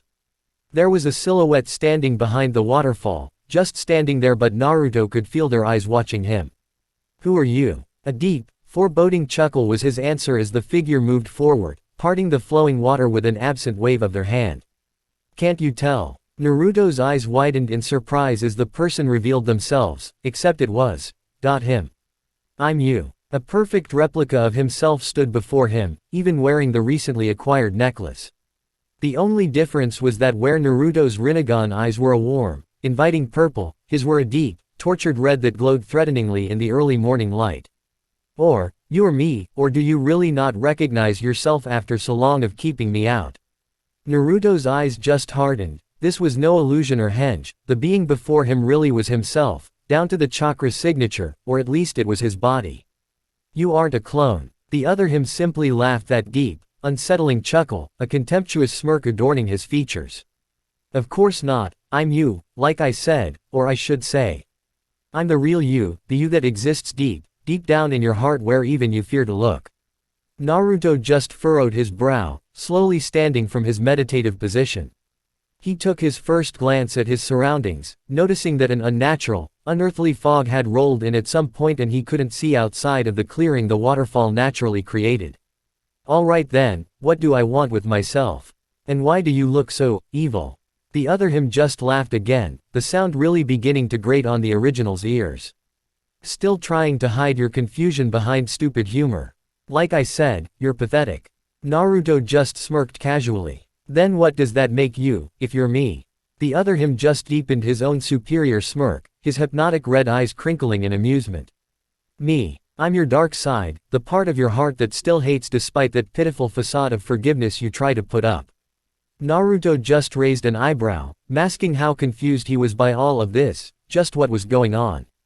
Confused are we? Oh, don't seem so surprised, I'm you after all. I know you better than you know yourself, how could I not when we are one and the same? Naruto merely responded with a small frown. We are nothing alike, I put aside my hatred. The other him, the Yami Naruto, only grinned, but not in a distinctly good way. It was the grin a predator might give when they have finally cornered their prey. Exactly, and here I am, the result of that hatred. Yami looked around at their surroundings like Naruto had, smirking to himself and coming to the same conclusion he had. I suppose this place must be special, maybe the intensity of the nature chakra, nay. Naruto's expression darkened slightly at that word and Yami didn't miss it for an instant. Hey, what did you expect? I am everything you despise about yourself, including the memories of Yagura you have locked away in our skull. Another reason you're pathetic, all that power at our disposal, the jutsu, the techniques, and you do what with it? Nothing. Naruto scowled at his darker half. He killed Shizuku. If you were me you should know how painful that was. Yami merely grimaced. It seemed that even with the differences that separated them they really were the same person deep down. This was just the him that had let his hatred consume him. And yet you used the Mizukenkaku no Jutsu all the same. Was that not the very technique he used to find us, leading him to Shizuku? Naruto felt those words as an almost physical slap as he recoiled before narrowing his eyes at the other him. We had to find Tsunade. I couldn't let another friend die like her again. I had to learn to heal. Yami merely sneered derisively, crossing his arms over his chest in a way Naruto recognized as an action he did when he was disbelieving. You're pathetic, making excuses to yourself, literally. Naruto smirked, crossing his own arms as he stared back defiantly. Now who's the one hiding behind humor? Yami clenched his fists but like Naruto he reined himself in, smirking right back. You're changing the topic. Let's not forget just what we did when Shizuku died. You think that was you running the show back then? You think that was you that effortlessly beat down a Kage without even flinching. No. That was me. I'm the reason we've lived this long, I'm the reason we're strong. Naruto narrowed his eyes slightly but didn't rise to the bait. You were a mistake, a slip of control. I regret what I did then every day since. Yami glared at him, the action only made more menacing by his blood-red eyes that seemed to hypnotically rotate. Naruto wondered if this was what people saw when they looked at him. Don't lie to yourself, I know you better than anyone else. You loved it, feeling the control you had over him as he died in your grip. You loved the satisfaction of getting revenge as the light left his eyes. Naruto felt his hand subconsciously clench as his memories were thrown back to that moment.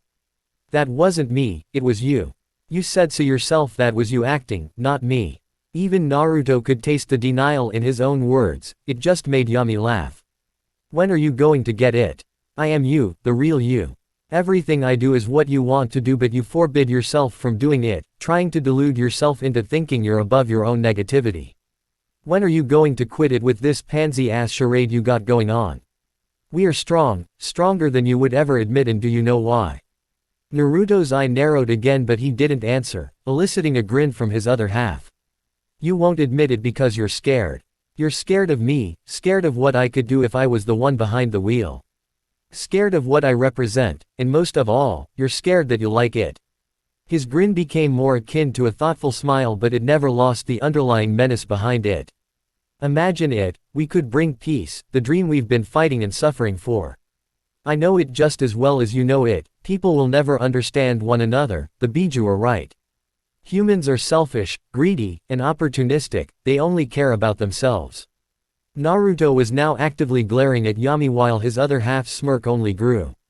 What about our friends? Naruto was genuinely shocked when the other him actually spat angrily to the side. Friends? What friends? The foul-mouthed bitch that follows us, hoping to leech some of our strength. The lost little kid who never got to cry for his master and follows us around like some lost puppy because he doesn't know any better. His eyes became cruel even as Naruto found he couldn't tear his gaze away. And her, spitting on Shizuku's memory by asking us to divide our heart between them. She only thinks she cares about us because we're the only person she actually knows. It's not love, or even affection, it's desperation. Yami almost casually lifted his hand, creating a fast Shinra Tensei that perfectly matched the one Naruto had just launched in anger. You're lying. We don't feel that way. The two masses of gravitational energy met in between them, twisting and contorting the air for a moment as physics attempted to correct the sudden issue. Finally they just seemed to cancel one another out entirely, the ripples and visible contortions in the air just simply dying out. Who the hell are you really trying to convince? Naruto could see the taunting glint in his deep crimson eyes as he stood there, unconcerned by the apparent show of hostility.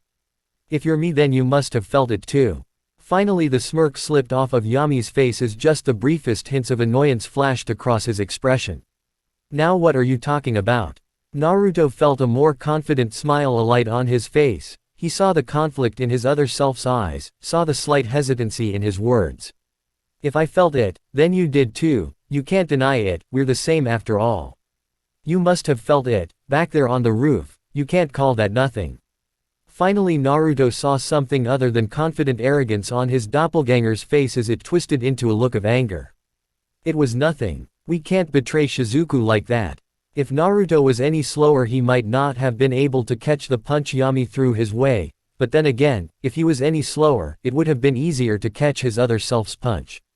Likewise he seemed just barely fast enough to duck beneath the follow-up kick, pressing a palm against his other's chest and using that as leverage to push them apart. I'm starting to see that. Fighting between us would be pointless, we are evenly matched in strength and speed and we know all the same techniques, it would be a perfect stalemate. Yami stood up straighter as he idly rubbed his chest, half glaring and half smirking at Naruto. That's where you're wrong, don't you get it yet? I'm your true self, the one that holds nothing back, the one that uses all of our techniques, in short, the stronger one. It's you that can't win here. Shinra Tensei. Again the two gravitational attacks met in the middle, however this time Naruto had to widen his eyes in surprise as he put up his arms in a loose cross guard, unprepared for the vicious kick that smashed him back across the clearing. He managed to twist his body to land back on his feet but had to wince as he noticed the intense burn marks where his other self's foot met his hasty defense. Even now you underestimate me, fighting with less than your full potential because you are weak. You think we are evenly matched. The other him spat to the side again with a grin as vicious as the grin he was sporting. You would only be so lucky. Naruto ignored him, setting his features into a look of determination as he ran a healing palm over his burned arms. He recognized that taijutsu all too well.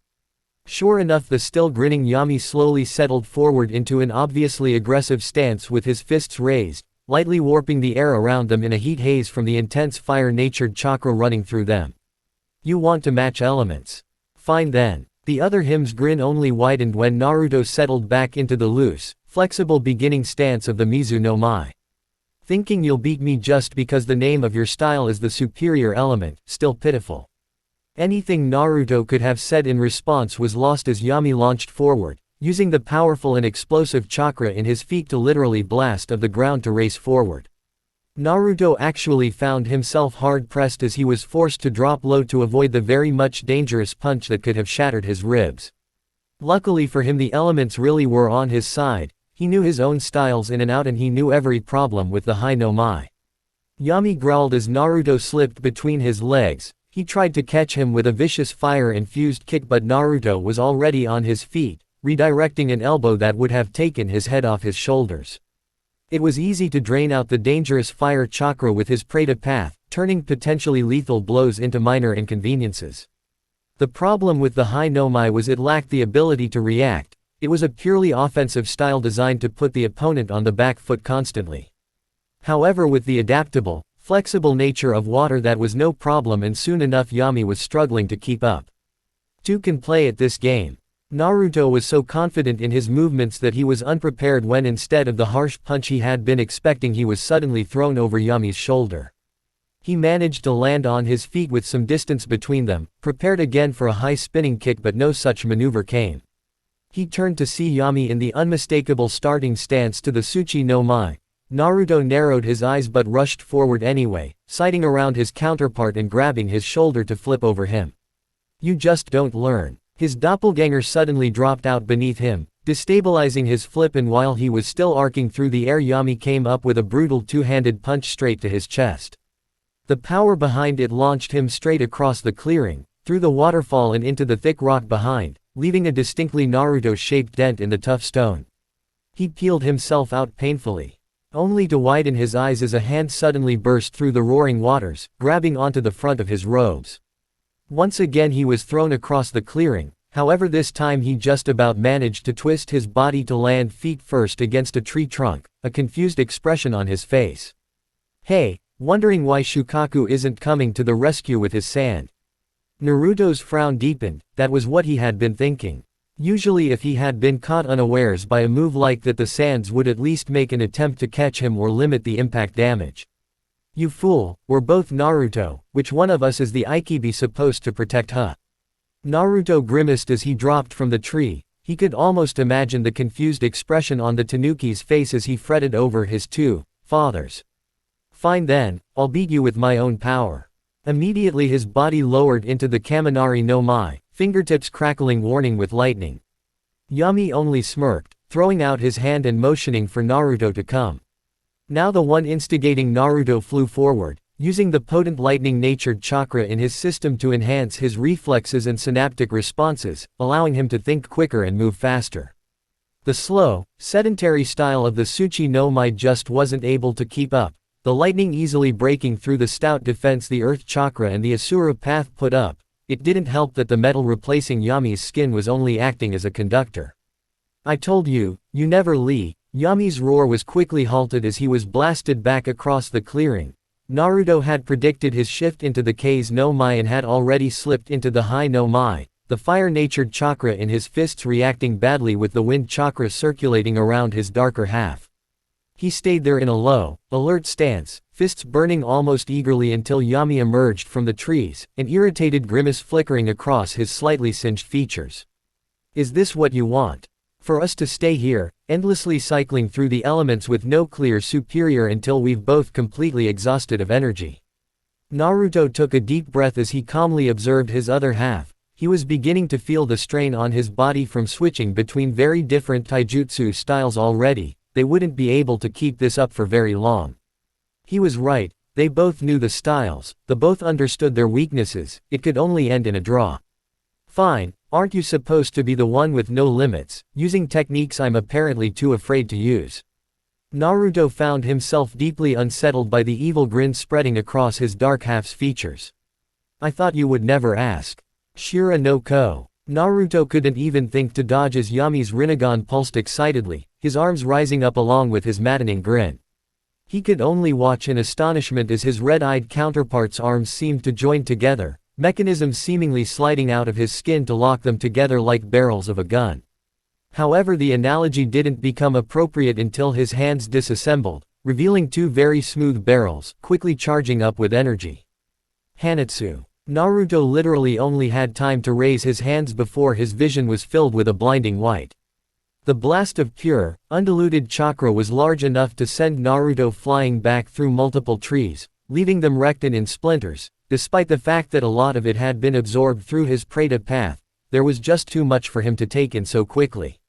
He grimaced as he picked himself up out of the shattered remains of a tree. He remembered how effortless it was to absorb a Bijuadama from the Sanbi while he had the chakra of his Biju running through him, yet here he couldn't even completely take in a single chakra blast. I think you're starting to get it. His other self emerged from the dust and smoke his attack had picked up, standing over Naruto's body tauntingly.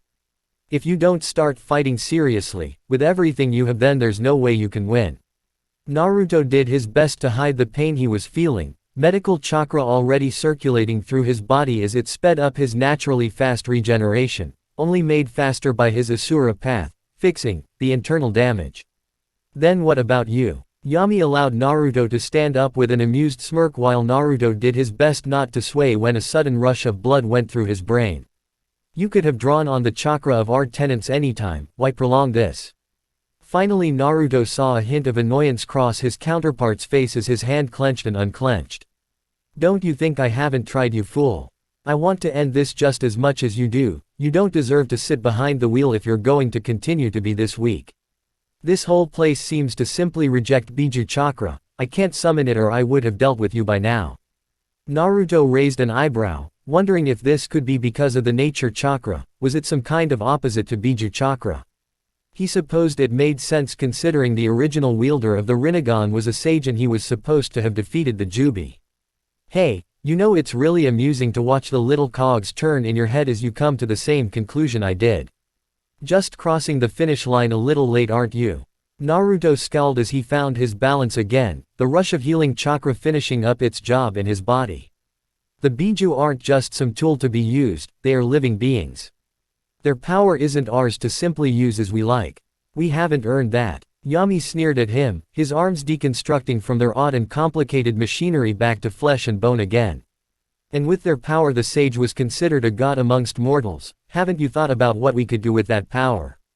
His red-eyed half paused before chuckling to himself darkly, the noise being distinctly foreboding. What am I saying? Of course you have, otherwise I wouldn't have. But why don't you understand? Peace isn't just some idealistic dream when you wield the power over creation at your fingertips, when you can bring the very dead back into this world. Naruto stood straighter, a defiant gleam in his eye as he noted the slightly demented look in his doppelganger's features. Did he really have thoughts like these? That power is inhumane, we would be no better than Orochimaru. He caught the backhand from Yami, throwing his other half backwards as they both eyed each other wearily. Of course we would be better. We aren't some selfish snake trying to seek something petty and vain like immortality. We work for peace. We would be a god that all could look up to and finally force people to understand the pain others feel through their own selfish actions. Naruto chuckled at Yami's words, making a flash of irritation cross his mirrored self's face. The path to Naraka is paved with good intentions. You know that any peace delivered through force would be just an illusion, it would be meaningless. The work of a tyrant, not a god. Another sneer was his answer as Yami rushed forward only to be flipped over Naruto's shoulder, both of them staying the same distance apart, muscles tensed to move at a moment's notice. Still parroting back the teachings of that fool Chukaku. What does he know of true power? He's never experienced the magnitude that we live with every day, the hidden potential inside of us that could give birth to a new moon or raise armies from the dead. Nobody understands us, how could they? Naruto grit his teeth as he was forced to dodge out of the way of a smaller, but much faster blast of chakra from Yami's altered hand. He rolled to a low crouch as a tree behind him was blasted into shrapnel from the force of the energy attack. They can't, but that is our path. You know that no matter who we befriend or who we meet, they will never truly understand us. But why should we stop them from trying? Yami almost seemed to falter at that, and Naruto used the opportunity to launch forward, hoping to catch his counterpart off guard with an unexpected move. Yami's crimson eyes widened in shock as Naruto's arm broke down into complex machinery that quickly reassembled itself to look like an enormous piston. He was completely unprepared for it to slam straight into his stomach, only for the piston to slam down, increasing the power behind the tremendous punch tenfold. Yami couldn't even manage to cry out in pain before he was sent crashing painfully through a multitude of sturdy trees, the noise carrying off into the distance. Naruto stood there, panting slightly from the exertion of using his paths and his body so recklessly. Even using his sand to a great extent wasn't this tiring, as at least some of the work was done by Shukaku. He grew concerned when there didn't seem to be any sign of Yami from the direction his path of destruction through the trees had taken. For a moment he paused, thinking about what he might do in this situation to gain the upper hand before his eyes widened in surprise. He ducked down just as the sound of a viciously sharp blade came slicing over his head. You want to play dirty? You're inviting the wrong guy. Naruto grimaced. Yami was planning to use the Boidogakur no Jutsu in a fight. Even he wasn't crazy enough to do that, the concentration it would take was astronomical. Sure enough, he managed to spot a slight flicker of manipulated light approaching him from the side in time for him to dodge back, once again feeling the invisible sword that had no doubt been conjured by his counterpart's Asura path slice only inches from his body. This invisibility might not be perfect when I have to fight, but any advantage right. Naruto had to silently agree. It didn't matter if his other half was slightly slower when using the Asura path, it was offset by Naruto having to push his reflexes to the max just to avoid him. However, now that he knew what he was looking for, he was prepared. The next time Yami slashed at him with his invisible blade, it met one of Naruto's own, taking pointers from Kurabi as his arms reassembled into that of one of the eccentric Jinchuriki's super vibrato swords. Well, it seems great minds think alike. How are you able to find me? Yami dropped the invisibility jutsu to reveal he too wielded one of the Hachibi Jinchuriki's blades. Naruto pressed back against the blade, but in that regard both were perfectly equal. Even when they both tried to access Tsunade's great strength, they did it at the same time. Have you already forgotten the Mizukenkaku? I can sense every move you make, visible or not. However, Naruto felt his confidence slip slightly as Yami grinned wickedly. Of course not, I just needed to get close for this after all. Naruto found he couldn't move back fast enough as his doppelganger suddenly lunged forward, palm out to strike him in the chest. He was just too close. However, instead of the chakra-infused palm strike he had been inspecting, he only received a light tap before Yami jumped back, hands in the ram seal. It was too late as Naruto realized just what Yami was about to do, the evil look in his eyes as he focused his chakra, giving it away. Sangosho. Naruto struggled as coral erupted from the point of contact, moving incredibly fast as it tried to engulf his form. He tried to drain the chakra from it, but like his sand, it seemed Yami was able to channel the Preta path through the coral, negating his defense that way. He could only watch as more and more of his body became immobile, tough coral growing like a living creature around his body, restricting his movement. His last view as coral crept over his face was Yami's superior smirk as he stood there condescendingly, arms crossed over his chest. Don't worry, I'll take good care of our body. It's about time I got to look through our eyes for real again. Naruto continued to struggle even as his vision became black, fruitlessly trying to move his muscles despite the tight hold the coral had over him. He couldn't give up now, not when he finally had something to lose again. He couldn't give up on Fu like that. Shinra Tensai. Yami was unprepared for the sheer magnitude of the Diva Path attack Naruto summoned, sending little shards of coral in every direction like some unorthodox shrapnel grenade. The other him cursed as he shielded his face from the debris, shaking in irritation as he glared at Naruto's form. Damn it, why don't you just give up already? Naruto grinned even as he stood there, panting from the exertion of breaking out of that trap. You're me, you should know why. Yami snarled before another smirk managed to creep across his face as he took in the tired form of Naruto. Hey, that attack must have taken a lot out of you, you barely look like you can stand. Naruto grimaced but managed to smile right back, breathing heavily from the strain he had been putting on his body. You don't look much better. Sure enough, Yami wasn't looking all that good. The drain of that last attack coupled with his injuries from their taijutsu match and the Asura-backed blow from Naruto had put their toll on Naruto's darker side.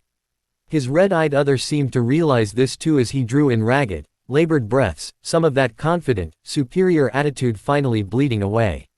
I don't understand, why are you fighting? If you just let me win we could do so much, why can't you see that? Naruto tried not to show his surprise at the pleading tone in Yami's voice. His other half actually appeared to be begging, too tired to continue fighting, just as Naruto felt. I can see it just fine. Yami just stared at him imploringly, genuinely not understanding, and for a moment, just then, Naruto pitied his darker half. But I don't fight for that, I don't fight for strength or power. I don't even really fight for peace. Both of them were staring at each other, surrounded by a field of debris and broken trees, on their last legs as they both ran on fumes. I do these things because if I can't find this world's peace, then the people I care about might be hurt again. Yami continued to stare at him uncomprehendingly, his dark crimson eyes had lost their sharp, dangerous look. Then why not let me do it? Why not let me get stronger in your stead? Naruto smiled grimly as he pulled in another deep breath, straightening out his body at the same time Yami did. I can't afford to have darkness in my heart anymore. I have to learn to forgive, to truly move on again, it's what Shizuku would have wanted. At the mention of her name it was like a calm descended over the clearing, the natural sounds of the forest dying away to leave an eerie stillness around them. All at once a snarl ripped its way across Yami's face as he suddenly seemed to draw on energy he didn't have, blindly rushing forward with his fist raised back. Naruto laughed soullessly as he stood there. He didn't have the energy to continue, he couldn't even raise his hands to block, he was completely drained. Was he really going to lose here, in some forest far away? From his home, not even to an enemy but to himself. Maybe this was all some dream and he was just sitting there, idly sleeping away on that same circular platform of grass by the waterfall. Tayuya would come along and push him into the water for a joke and he would pretend to be irritated. It sounded so nice at that moment as his other half came closer. But it just couldn't end here, like this, just like that. A new fire was lit behind Naruto's eyes, giving him just enough energy to raise his hands, weakly placing them in the ram seal. Gedu. Kusari. It was over in an instant. Yami never even got the chance to look surprised as from everywhere, the earth, the trees, even Naruto's body, deep black chains, as thick as their arms, burst outwards. They were cruel-looking implements, appearing so black that just looking at them seemed like one was staring into an endless void. They were tipped with vicious, glinting spikes that looked as though they could have pierced through any stone or metal, no matter how solid. What? It would have been so easy for him to simply impale his darker half on the evil-looking chains, however at the last moment, when genuine fear had entered his counterpart's crimson eyes, they diverted, wrapping around his body instead, restraining him completely. What is this? He struggled against his new bonds for a moment but it was ultimately useless, he just didn't have the energy. He couldn't even muster up a Shinra Tensei, not that it would have helped him much, the chains would have simply tightened to compensate. Finally he looked up, meeting Naruto's gaze as red Rinnegan met purple. So, this is it then. I lose. Naruto nodded slowly, just as disbelieving as his doppelganger was, he didn't even know what this power was that had just appeared. So now what then? Naruto snapped out of his shock as he gazed at his darker clone, the thought of what to do when, if he won hadn't even crossed his mind yet. However, after a second's pause a determined look alighted behind his violet orbs. You vanish. Yami's head seemed to droop just a little, already accepting his fate. He knew Naruto better than anyone and knew when the young monk was being serious. So it would seem, as if responding to his resigned, tired voice, the chains began to sink down, taking his body with them. Slowly they just melted into the earth until only his head remained, still locking gazes with Naruto. I'm sorry. One last smirk fell across Yami's face as he let out a small, humorless chuckle. I already know that, you fool. And with that, Naruto's darker half descended below the earth, vanishing from Naruto's heart as his usefulness finally came to an end. As soon as he did, Naruto began to swoon, his vision becoming blurry as he swayed on the spot. The outer path's chains had drawn on energy he just didn't have, and now he was paying for it as his vision went black. Rippled eyes snapped open in shock as Naruto awoke from his trance-like state, shocking the mint-haired girl who had been watching him curiously from the side, her clothes held in front of her to hide her naked form. Naruto, are you alright? You seemed troubled just now. Naruto just blinked as he looked at the girl, for a moment wondering if that really had just all been a dream. However, a part of him already knew that it had been far too vivid to be a simple dream. Yeah. He smiled lightly as Fu looked at him in confusion. I actually feel a lot better all of a sudden, like a weight's been lifted from my shoulders. He got up, memories of what Yami had said to him flashing through his mind as he approached Fu, making the girl blush considering her state of undress. Thank you, Fu. He leaned forward, planting a quick kiss on the girl's lips before walking off to leave her to her bath in peace. This time he wouldn't make the same mistake, he would treasure what he had and not let it slip away.